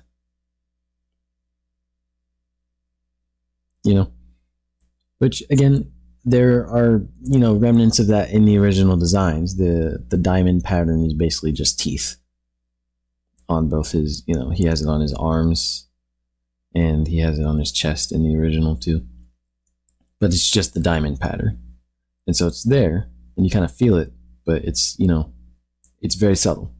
I just wanted to make it a little less subtle. So, slight redesign. But that's kind of the reason I'm doing all this. I just like the animal influence. And so I'm like, can we just push that a little bit more? Make it a little bit more obvious? I know at some point, if, when I post it, someone's probably going to be like, hey, this reminds me of, insert like random, Power Ranger show that already exists with designs that look like this. And I'm going to go like, oh, didn't know that existed. And then I'm going to feel stupid. But for now, I like the ignorance of pretending like this design is mine. It would be cool, though, to find out that like this redesign I'm doing is, reminiscent of a different design, but is for the most part just like not original per se, but, new. Like, it would be cool if this design was different enough that it's like there's nothing necessarily out already from the official Power Rangers franchise that looks like this. So I think that's kind of the goal for a character designer, is like if I'm redesigning something, I don't need it to be like wholly original, but I want it to be different enough that people can look at it and go like, that is an interesting new take. I haven't seen anything like that yet. That's, I guess, the reaction that I'm hoping to get. If I wanted a reaction. I don't necessarily want a reaction, but if I were to receive a reaction, that is what I would want.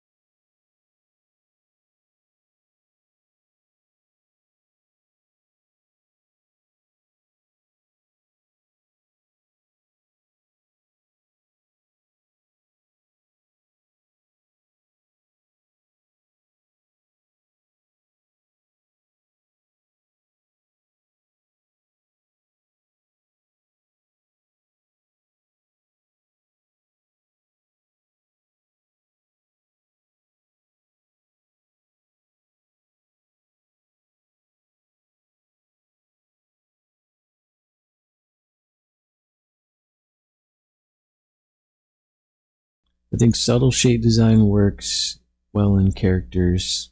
Definitely works in this piece. Thank you. Yeah. Yeah, subtle shape design always works. I mean, you can see it everywhere, especially in like Disney and Pixar stuff. And I like when you can tell that a design is very carefully designed and inspired, you know? So yeah, I want to maintain the essence of the Power Rangers. I didn't want to do some like crazy redesign that's like taking the Power Rangers out of the context of the world that they're in.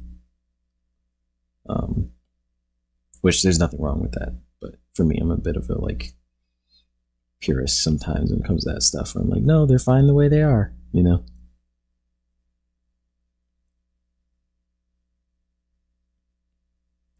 But yeah, I wanted to sort of take that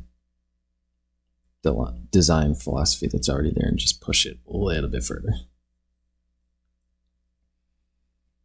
It reads so well, even in viewing in distant view. Thank you. I appreciate that. I do plan to do another version of probably just the Red Ranger. I don't know if I'm going to do all of them, but a version of the Power Rangers from Mighty Morphin specifically, where I like. It's a similar thing as far as like taking the dinosaur or prehistoric influence and cranking up that dial, I guess. But I essentially want to like make them a bit monstrous, if that makes sense. So like, I don't know exactly how it would look yet. I can like see it kind of in my head a little bit. But what I'm thinking, if I could illustrate it very quickly. See, this is why it takes me forever to finish a piece, because I end up doing like other sketches on the on the project. But like, okay, his head is a T-Rex head, right? I think I have my reference of a T-Rex head here. It's like a T-Rex skull, actually. Yeah. So I'm like, what if we just like, I don't know.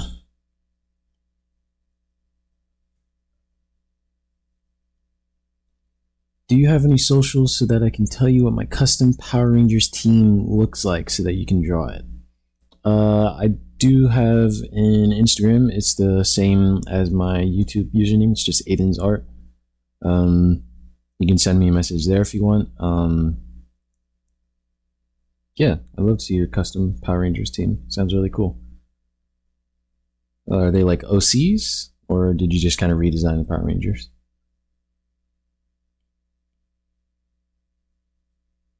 But yeah, it's just my username, Aiden's Art, on Instagram. If it takes me a minute to get to you, that's just because I don't have Instagram on my phone anymore. It's only on desktop and my iPad, and I'm using my iPad to draw right now, so I can't open it right now, but I will get to it when I'm available. But essentially, you know, I don't want to spend too much time on this demonstration of what my next drawing is going to be, but I just want to take the sort of like dinosaur motif from the Power Rangers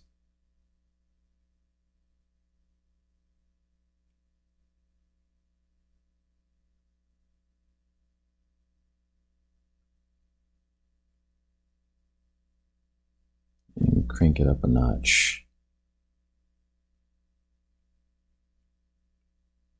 It's probably not going to look exactly like this, you know.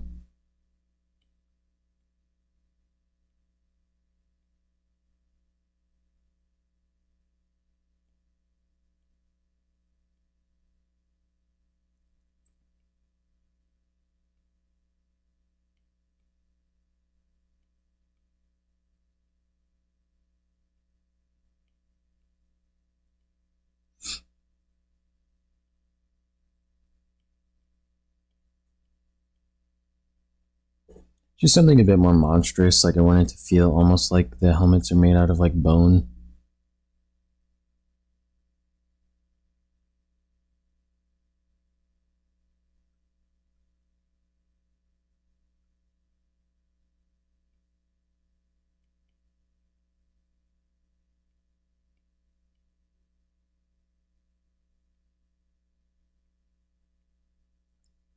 Oh, it's like where they power up or got their weapon activated. Yeah, exactly.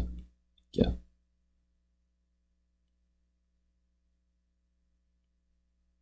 Yeah. This is a very crude sketch or drawing, but you know. Or is it their belt?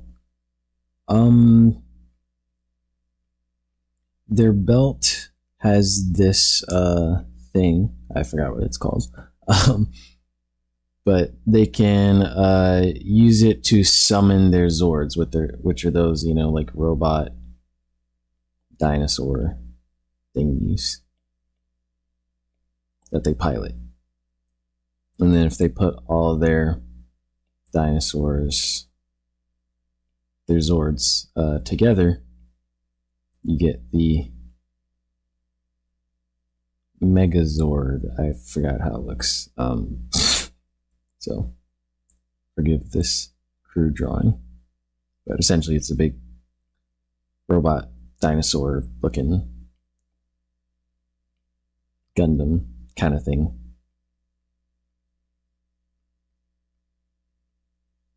Made out of dinosaur robots. That is the ugliest drawing of the Megazord ever in history.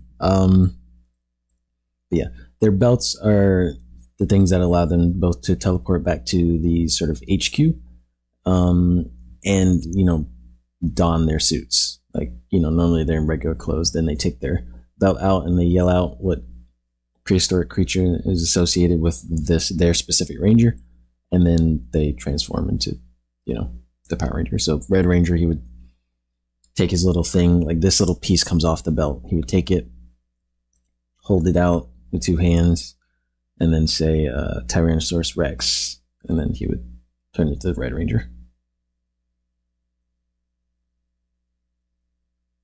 Pretty sure that's how it goes. He might not have to say Tyrannosaurus Rex unless he's transforming, or not transforming, summoning his Zord. He might not have to say that, but I do know he has to take the thing off the belt. But that's kind of how it goes. It's a very long-winded explanation. Sorry.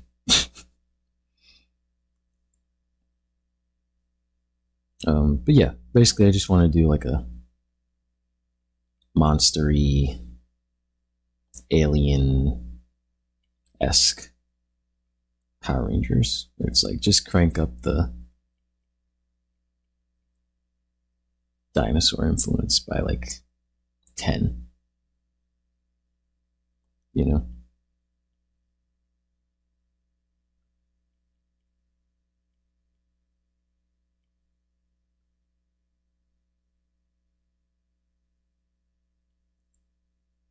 Kind of what I'm thinking. It's like these kind of bone armor suits or something. I don't know. I gotta workshop it. You know, I actually gotta work out the design and everything. You know, it was just something that came to me. Like I hadn't figured it all out, but that's kind of what I'm thinking. Anywho, let's get back to this color filling, shall we? So I was supposed to finish this a while ago, and I haven't.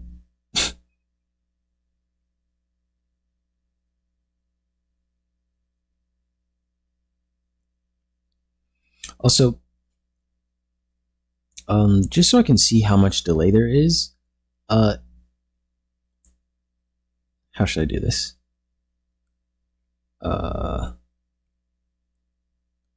Type 1 whenever you hear me say this. Just type 1.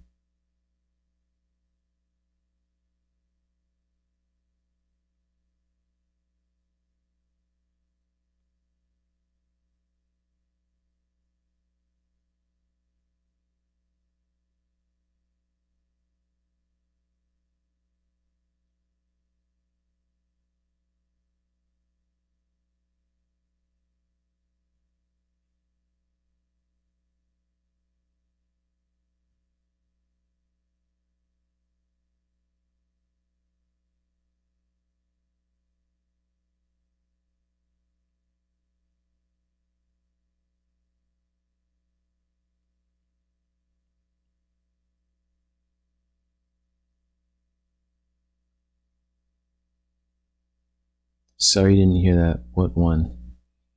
Okay, so that's about 40 seconds. I was trying to see how much delay there is. So I was saying type 1, and then I'll know how long it takes because I just said it. And then whenever 1 shows up, that means that's when I finally said it according to the stream. So that's all I was saying. You're good now. You don't have to do anything. I just used it so I could count how long between when I say it and when it picks up on stream. So it seems as though it's about 40 seconds of delay, which I don't like because it wasn't like that before. So I don't know why it's like that now, but that is where we are at.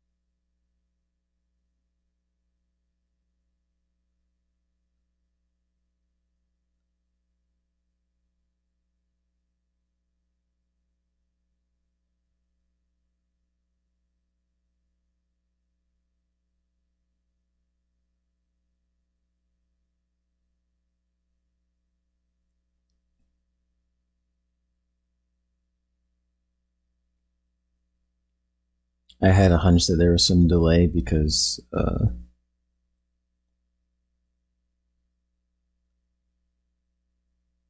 your responses seemed to be like about things that I had mentioned a while ago when I was already on to a new topic. So I was like, there's probably some delay going on, but I didn't realize it was this bad.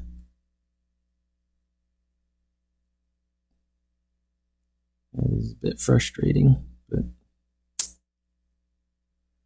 such is life. Let's turn that off for a minute.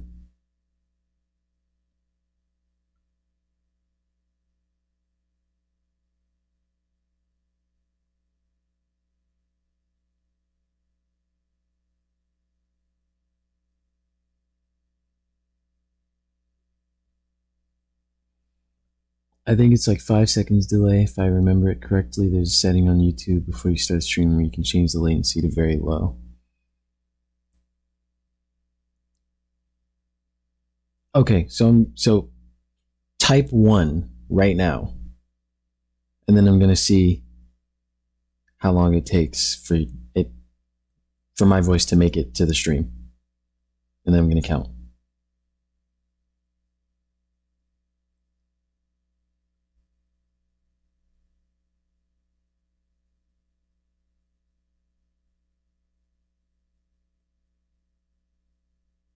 Oh, that was really fast. Okay, that was about like 10 seconds. So it wasn't. Why was it 40 seconds last time? Okay, maybe I was just talking really low. Maybe that was it. I was genuinely convinced it was like 40 seconds of delay. That's hilarious. Okay. That's good to know. Dang. I was really worried. Like, genuinely. I was like, 40 seconds is insane. Okay. Now I just feel stupid. Okay. Well, that's good to know. What am I doing? Okay, let's fill in the black, and then we'll get the gold on the belt. And then the blaster. Yeah, okay, so black, gold, blaster. Okay.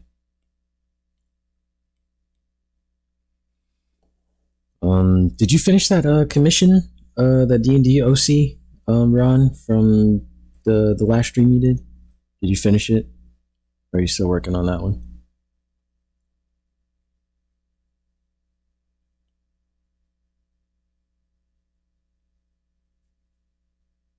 As for my responses, I just thinking how to say them because I'm not that good in English. Sorry about that. No. You're good. You're good. You're all good. Do not worry about that at all.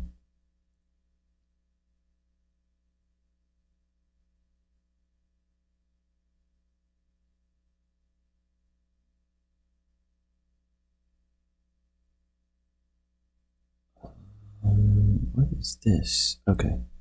This needs to go above here.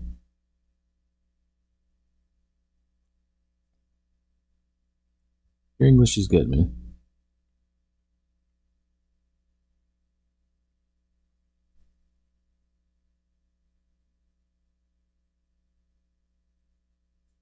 Why did I add those stripes with value? I should have done that. Should have done that manually. There's like a texture on the belt. That's fine. I don't care that much. The last one is done. Just waiting for their responses for like final adjustments. I did them offline though. Okay, awesome. Last time I saw it, it looked really good. So glad it's almost done.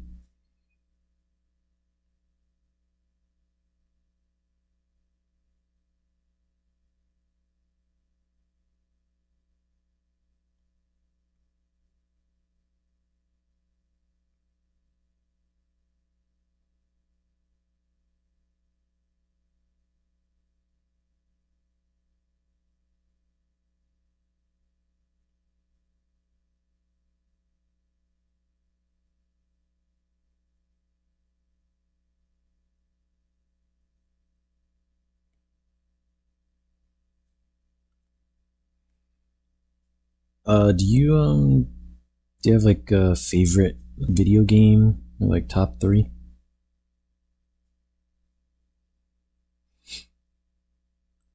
Just is Pfizer, real quick.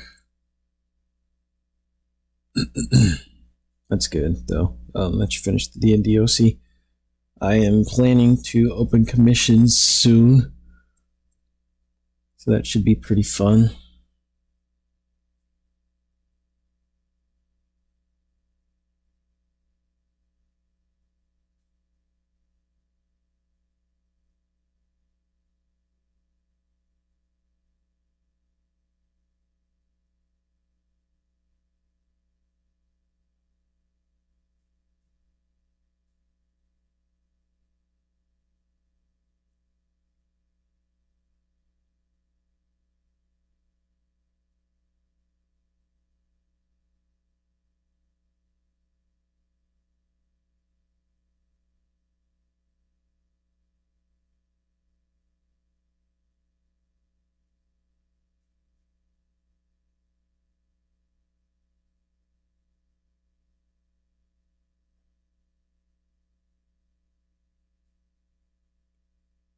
My chair keeps creaking. It's bothering me.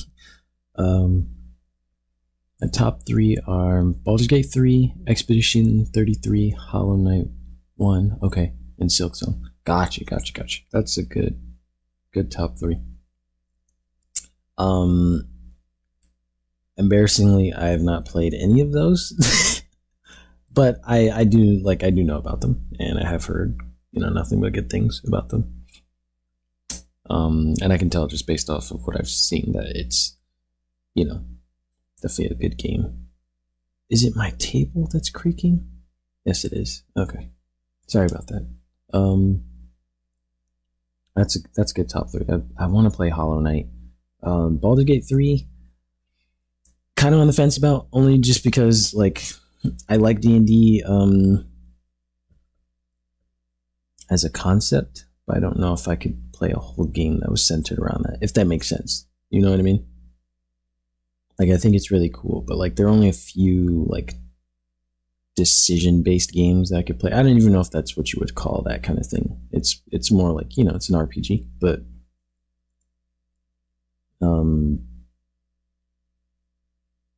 games where it's more purely based on deciding and kind of watching the story unfold and kind of pulling back on some of the gameplay a little bit. Those games are a little bit harder for me to play or want to play.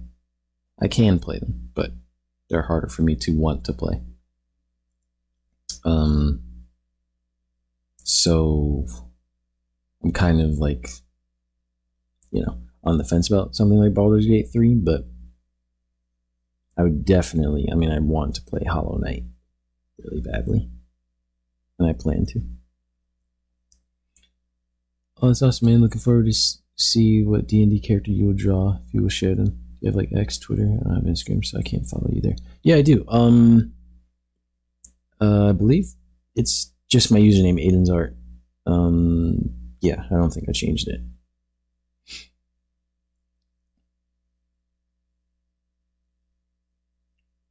The D&D character I'll draw. I don't know if I'll draw D&D characters. If people send me them, like if that's what people commission me to do, and ask for it, I will do it. But my commissions will kind of just be open to like whatever. Not whatever. There's certain things I just won't draw, but I'm kind of like leaving it open for people as far as like if they want me to draw their OC, I can do that. If they want me to draw a character that just already exists, I'll do that. If they want D&D stuff, that works too. But I won't like be promoting it as like just D&D, But I will definitely share them. I'll definitely share them. Yeah, my Twitter is, it's just Aiden's Art. I don't use it too often nowadays just because I don't like Twitter. I like Twitter for like viewing art because there's a lot of really good artists on there, but I don't necessarily like posting on there. Or at least I don't think to post on there. But yeah, I can still, keep in touch for sure. And I'll try to post some stuff up on there.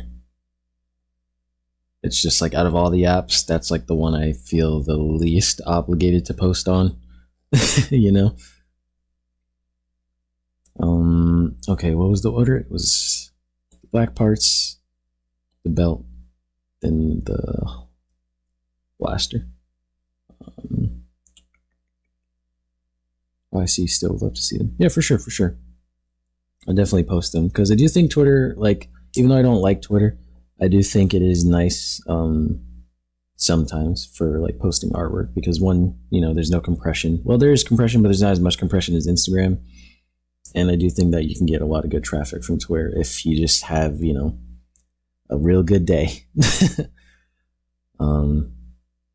Yeah, you can find a good audience on there, especially for commissions. So I will definitely consider that. Okay, gold. Let's add this gold part. It's like a almost. And then it goes, looking at my reference here, there's belt.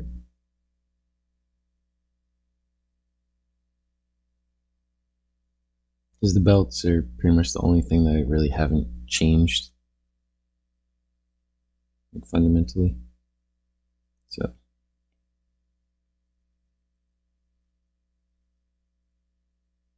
trying to make sure they match.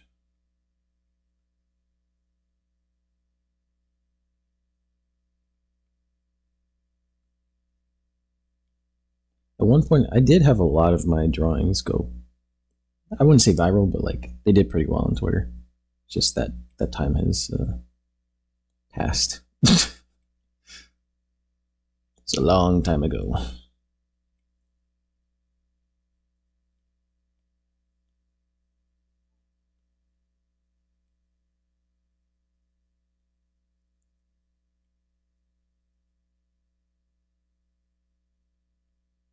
don't want that too quickly. Okay.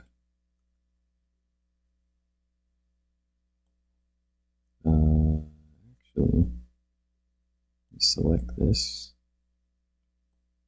Boom. Work smarter, not harder. Also, apologies if you guys hear anything in the background. Family's watching TV.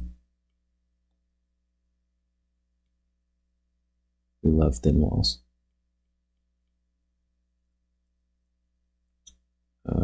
Okay. Cool. That looks the way it's supposed to.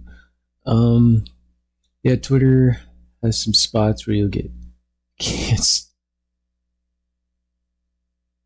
Just mute whenever I see one. Oh, okay, gotcha. The colors are looking good. Thanks. Is that everything? No, the blaster. Okay, the blaster is the last part. Yeah, this part is probably the least interesting part of the process for me. Probably at the bottom of the list. It's necessary. It's 100% necessary, but my oh my, is it tedious? Okay, we got the white part. Okay, let's do the blaster.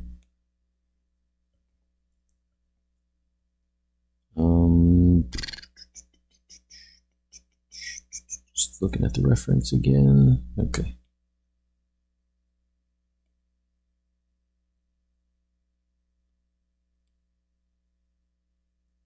Yeah, I don't pay too much attention to Twitter. I kind of just, if I do post on there, I kind of just get in and get out. Look at, some work from my favorite artists and then just head on out, It's not really an app I like to stay on for long periods of time. Unless I'm like doom scrolling artwork. That's an exception, but for the most part, I kind of just get in and get out.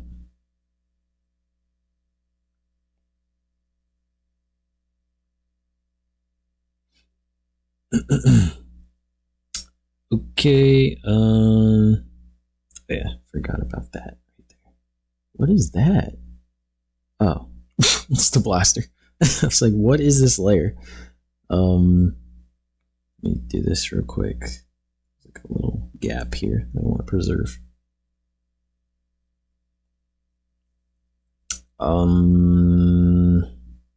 What was I doing next? Looking at that blaster too. Seeing if blaster's the same color as his costume. Okay. Oh, I know what I need to do. Before I forget. Black. I'll go back to here. And I'm gonna put in those seams that I almost forgot about. That's not the brush. Okay.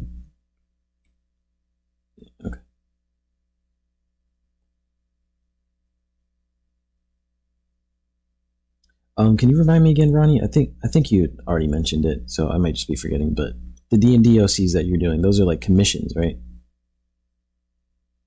Like you're not just drawing them just to draw them. If you are, that's fine. I'm just I'm curious.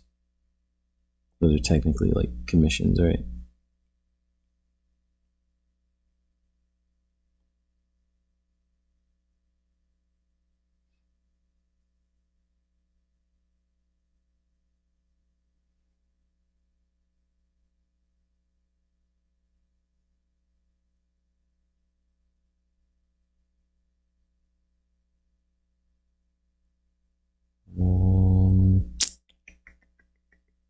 Trying to get some reference for these gloves here. My screen recording stop? Nope. Okay. There we go. We are back. Okay. Cool.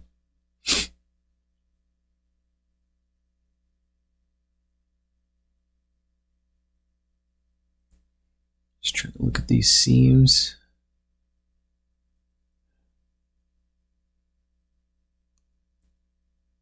Yeah, though they're like part of a commission. Okay, cool. That's cool. I'm glad you're getting paid for that. That's essentially what I was trying to get to the bottom of. I am glad you're being paid for that. Something like a freebie? Okay.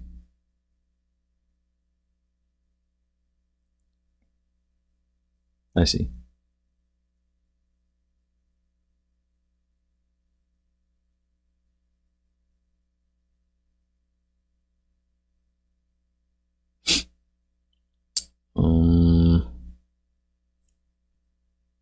Okay, so those are the color fills. I just want to see what it looks like with the background in. That background's probably going to change.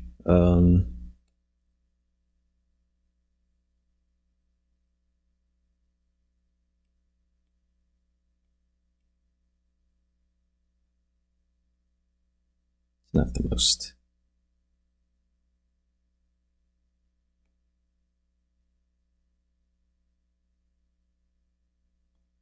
Amazing looking background. Will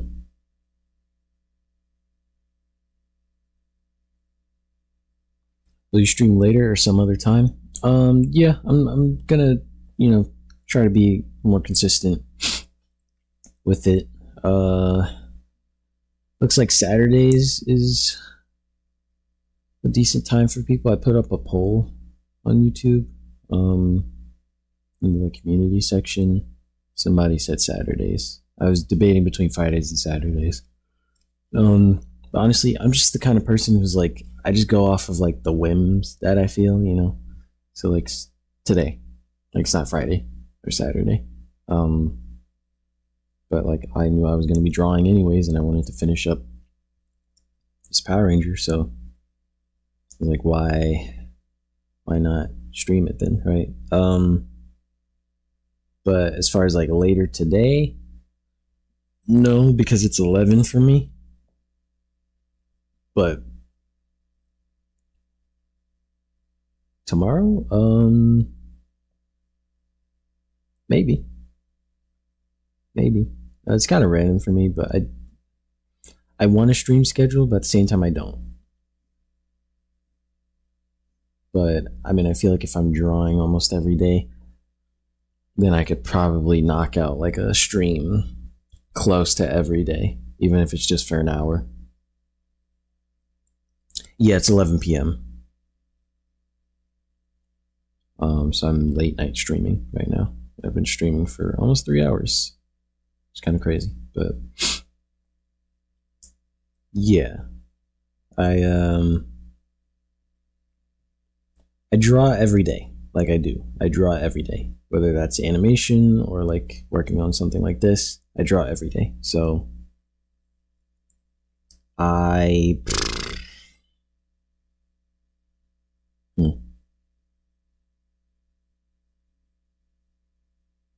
feel like I have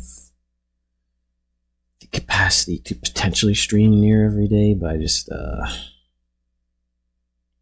don't know. I don't want to like psych myself out of streaming by doing the stream schedule thing, Drawing late is, I think, normal for us artists. Oh, absolutely. That's when I get all my best ideas.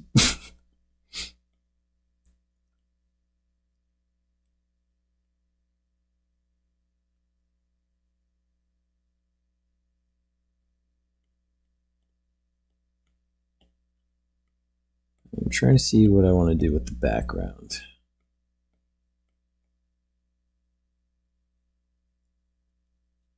Yeah, but as far as like the stream schedule, undecided at the moment.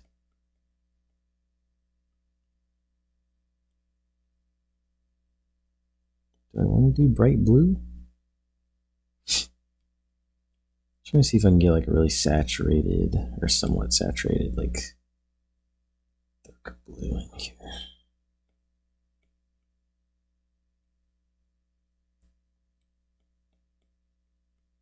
This isn't the jittery one. Okay.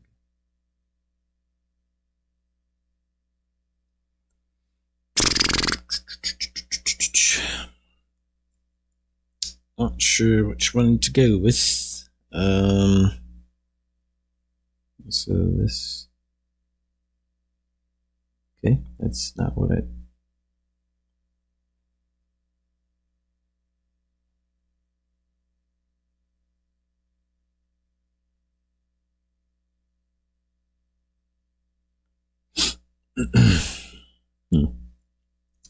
Funny thing is, I'm not even going to get to the background until like I've figured out everything else. It's just sometimes I like to lay it in because that'll inform some of the color decisions I make later. But as of right now, I don't think it's as important. I'm just being noodly just for the sake of being noodly.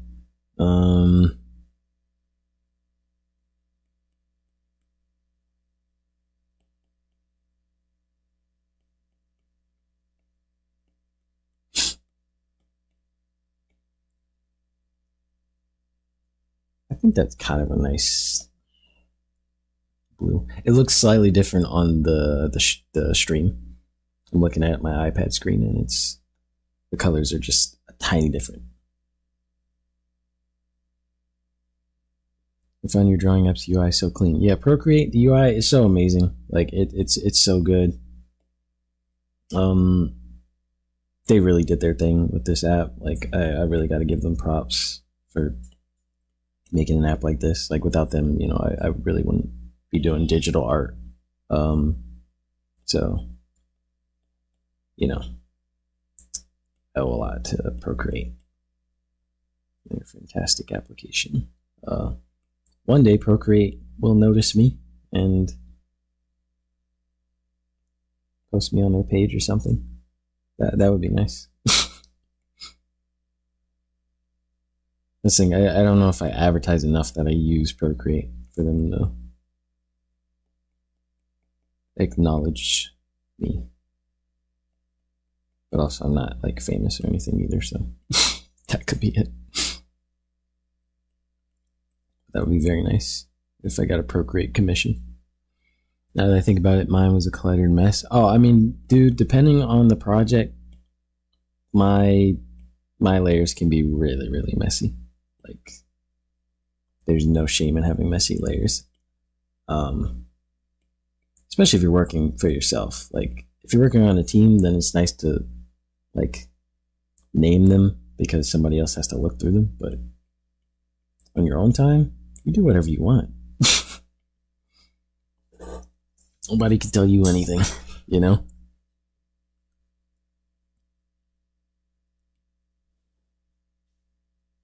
I don't know why, but when I said that, that sounded like very like my New York accent slipped out there. Sounded very New York. You can do whatever you want.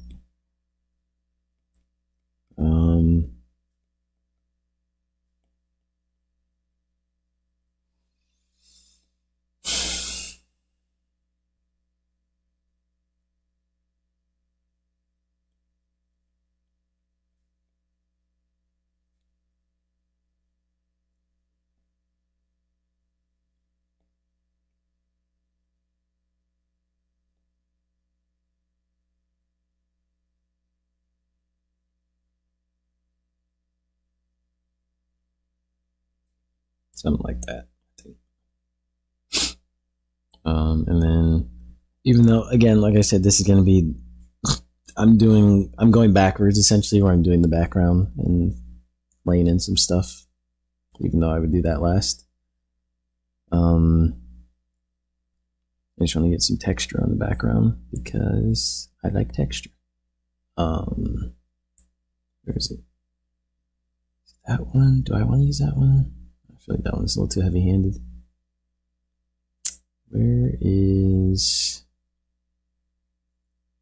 It might be that one. I think it's this one though. Gosh, I don't know which one I want to use. I think it's this one. I hate that creaking noise from my drawing table. It's really bothering me, but I'll deal with it. I will deal with it. It is fine. It is fine. It is fine. Let's paste that in here. I'm not going to distort it. I'm just going to size it up because I'm lazy.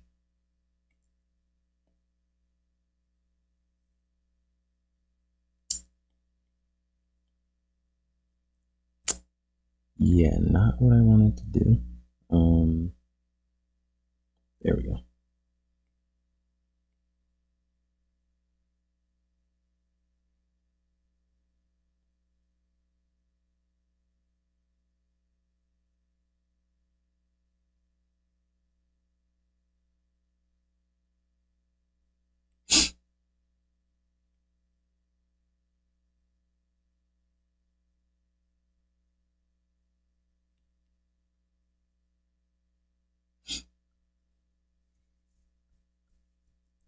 You can barely tell it's there. I think especially on the stream, like you can barely tell the texture is there, but it is there.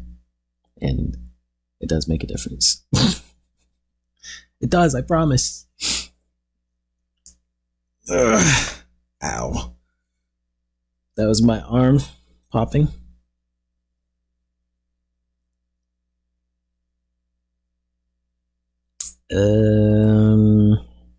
That is a decent enough background for now. I don't really care. Might throw some pops of color in there though. Just want to like, I want it to have jitter.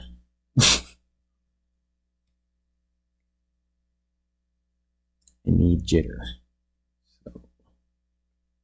So I want the colors to vibrate. So some, but they got to be the same value. Otherwise, they're gonna look really silly.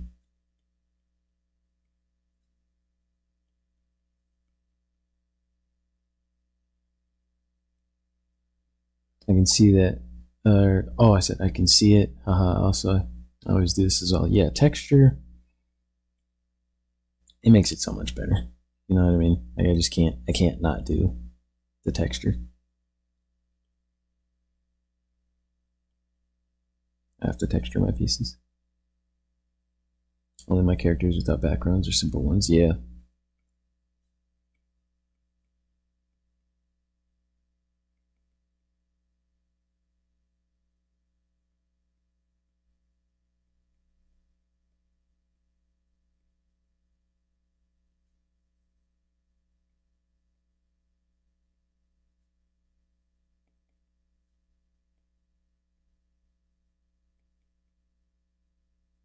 It's one of those things that like people don't notice it necessarily all the time, but they feel it. And that's what matters. You can feel the texture.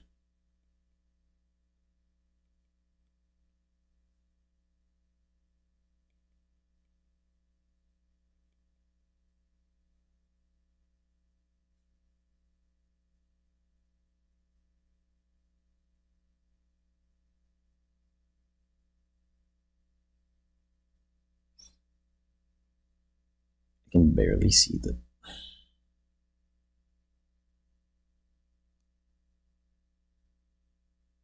Why do I feel like I just ruined it?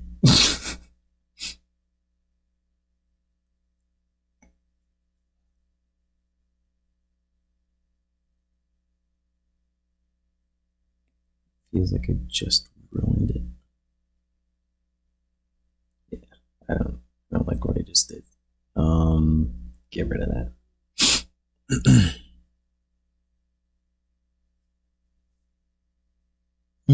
It might be this texture actually. Let's see.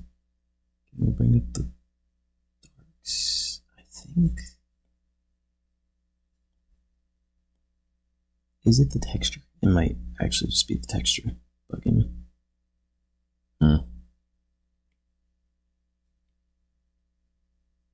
Did not mean to do that. Sorry.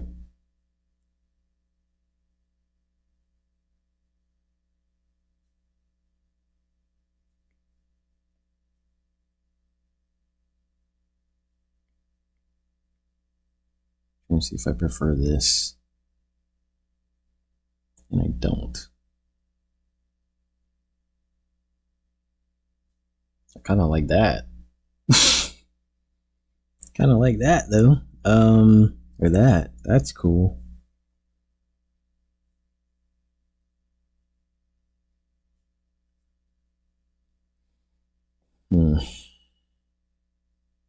That is even cooler. I'm just going to do that. I will look through the rest, but I don't think anything's going to beat that. Yeah, no. That right there, my goodness.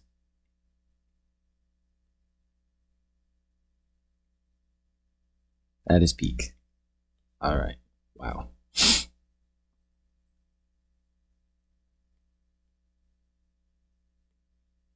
That is so peak. I could desaturate. Ooh, yeah. Yep.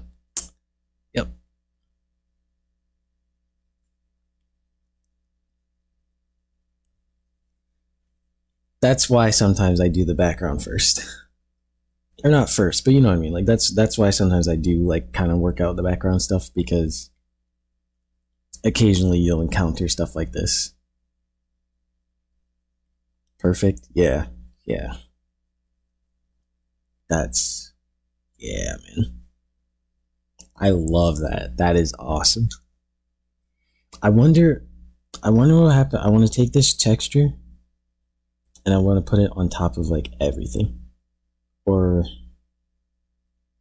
let's see. No. Not on top of everything. I want to, let me select this, invert, and then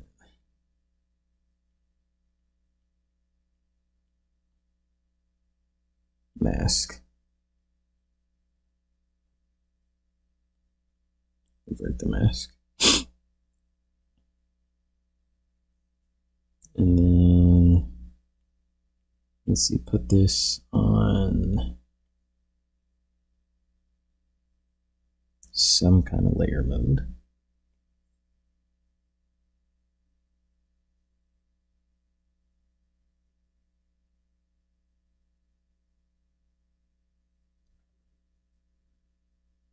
I'm just trying to see if I can like get that texture baked in to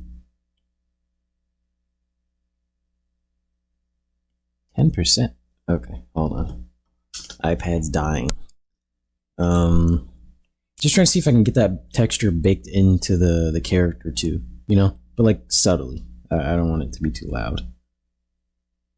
Color dodge, that's okay. Later color. I don't like what that's doing.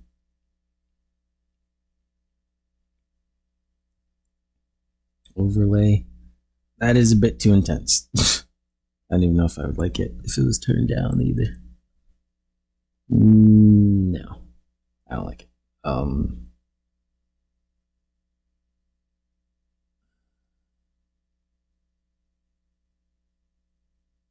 This looks like this looks like analog horror Power Rangers.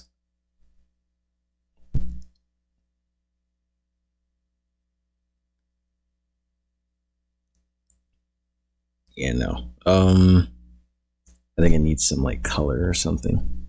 I gotta like, I don't know. Add some blue to it or something. I have no clue. I'm just goofing around.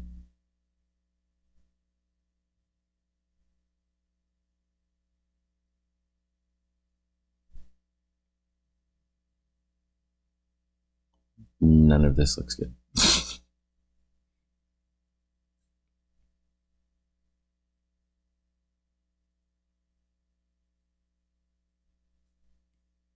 I kind of like that for the blue, like the blue it's putting on there, but I don't like the rest that it's doing.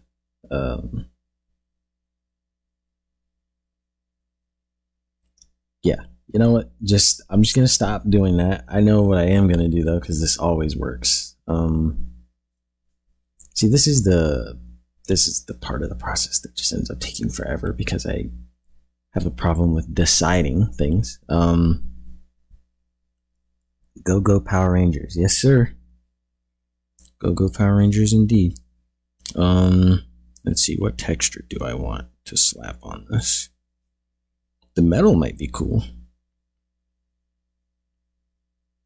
You know?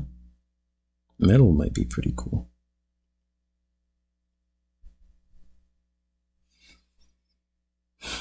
I'm either gonna do metal or paper. Like, is it not this? This one.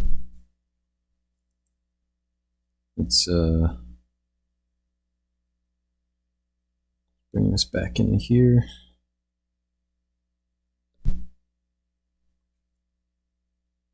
Sorry if this is a little boring. I should probably be doing this at the end anyways, but in my head I'm kind of like near the end.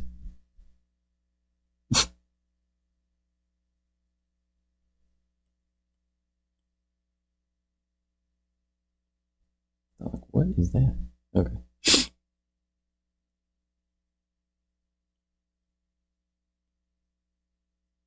Not multiply. Color burn, even though that kind of looks cool. Wait, let me see.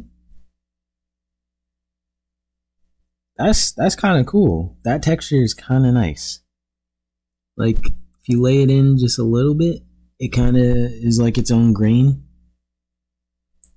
You know? That's kind of cool. I don't want to turn it up too much, but let's see what else there is to offer before we decide on that. Lighten, I don't even know what that's doing. Screen, color dodge, that does not look good. Lighter color, overlay. Overlay could work.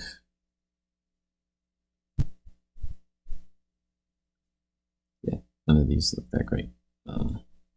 Except for like overlay.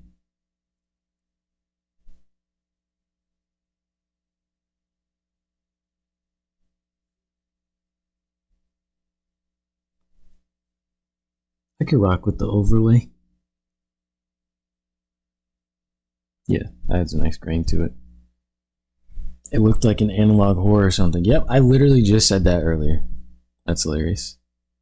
I literally just said that earlier.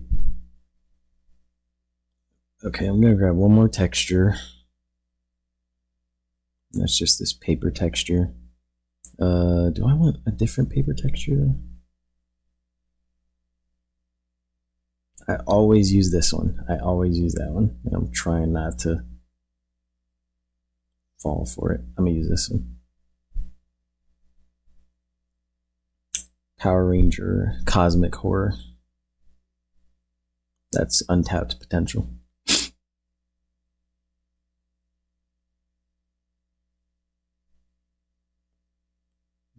Distort.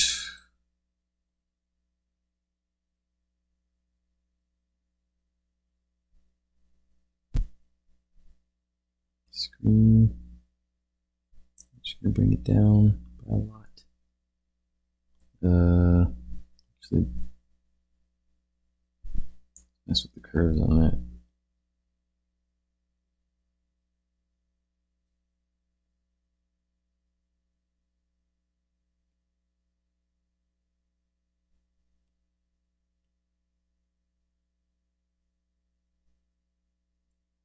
I do not like that at all.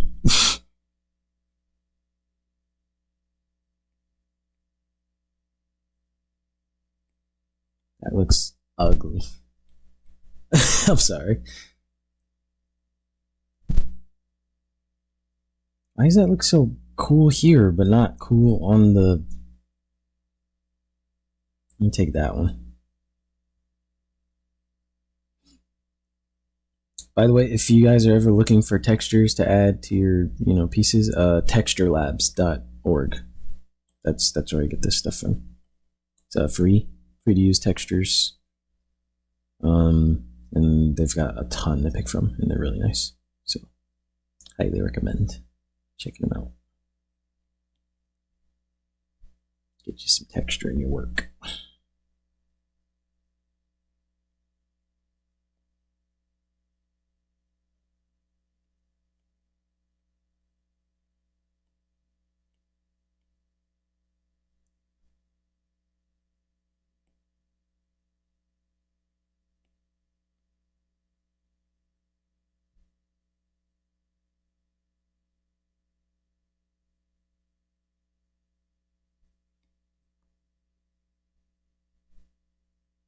Barely noticeable, but it's there. I'm gonna mask it. Yeah, I'm gonna copy that. I cannot copy that mask, can I?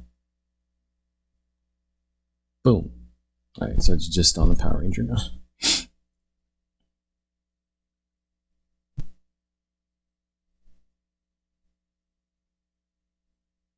Yeah. Okay, that's cool. I could probably even what you call it? Like make this more blue. you know, something like that. I'm gonna save that for the adjustment layers. I don't want to tweak that here because that might not work later. But you know, something I was saying in one of my older streams is that, like, you know, the process that I have now, it's to the point where, like, I could almost call it done here. You know what I mean? Like, I could almost call it done right here.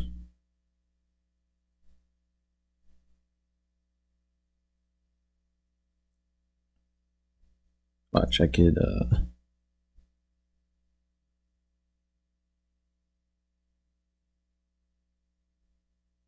select, let's grab, actually,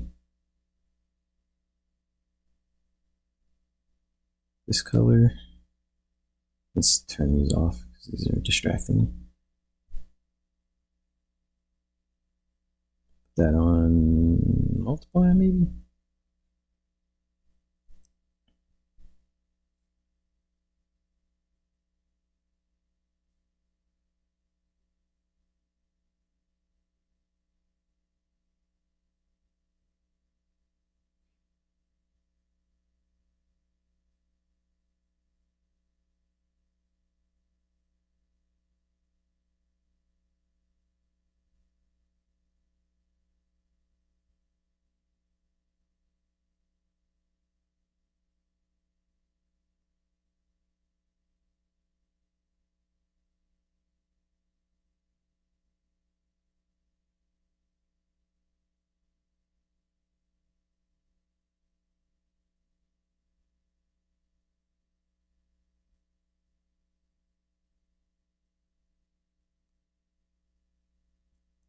This isn't necessarily what I would do, but like,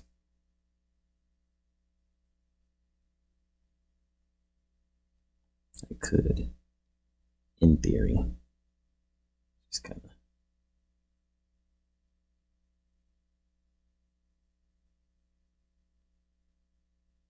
Way too small.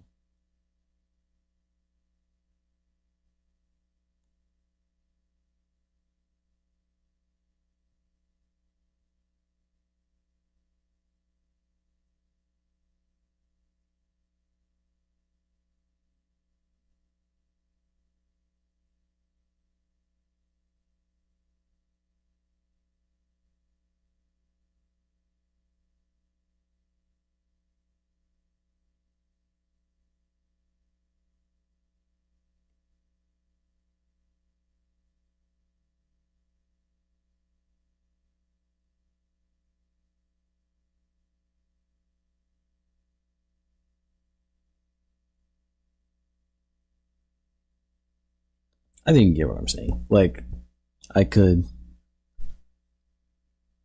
you know, I could finish this up. Like, the steps between where it is now and the finish product is, you know, they're not that far. That's what I'm trying to say. Very crude job. You know.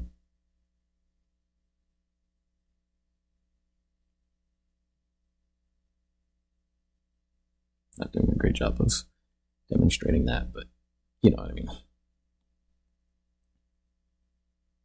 This is very close to finish. I'm trying to say.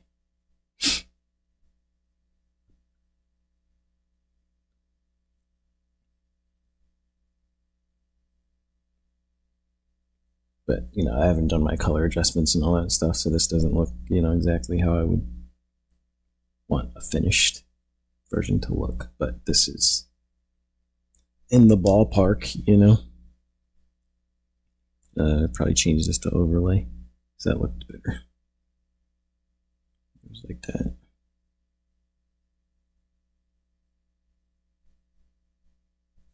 Makes the colors a little bit cooler.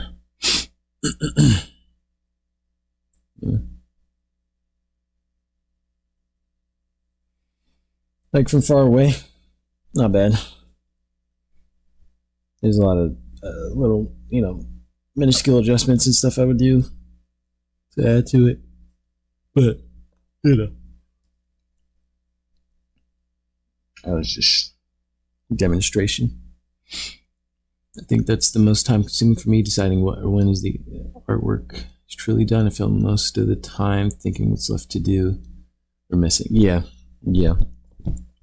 It's all the brain power stuff, like coming up with the sketch. That takes a lot of brain power. Doing the final touches, but not like the polishing, but like, those little like tweaking, like the background and the colors and that kind of thing, like that. That takes a lot of brain power. And so those end up being the hardest things because they just require a lot of thinking. So it takes forever. But yeah, I'm gonna delete these layers because I don't need them. Kind of like that overlay layer, so I'm gonna leave that. It darkens my shadows so much, though.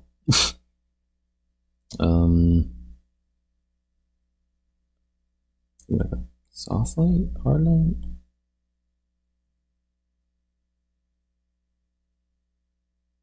I think the hard light is a little bit better.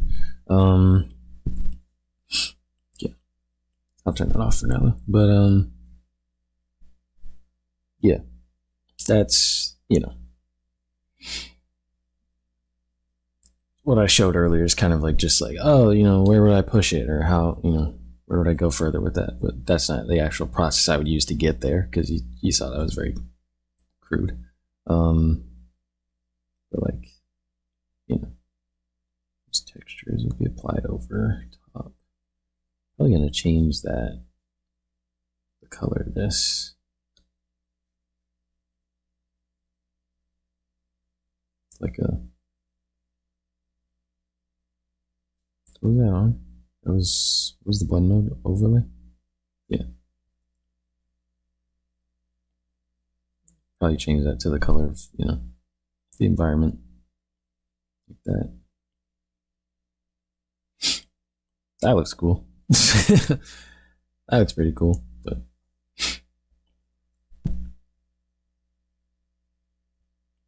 and then bring it down to whatever the heck it was at, 20 something.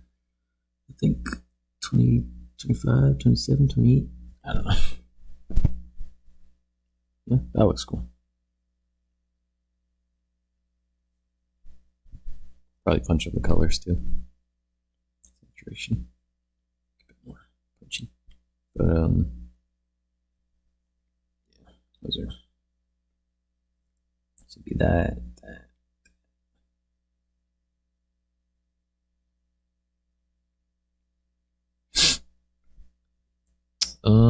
But I think that is all for me tonight. I am a bit tired. And I mean, it has been over 3 hours, so yeah, I think I did a good amount for sure. I'm gonna take these out of here.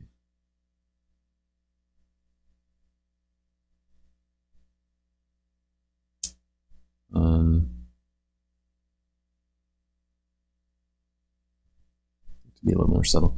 Yeah, but I think that's all for me tonight. Pretty pooped. But thank you everyone for coming to the stream. Appreciate you sticking around. Had a lot of fun, and I will definitely be back. This Power Ranger might be finished like off stream, and I'll probably be on to like the next thing by the time you see me again. But I'll post like the final product and everything. But yeah, I appreciate it. Thanks for the stream today, man. The artwork is looking amazing. Thank you so much. I really appreciate it. And I will see you soon, either in your stream or my next one. You have a great night. Yeah. See you later, everybody. Peace.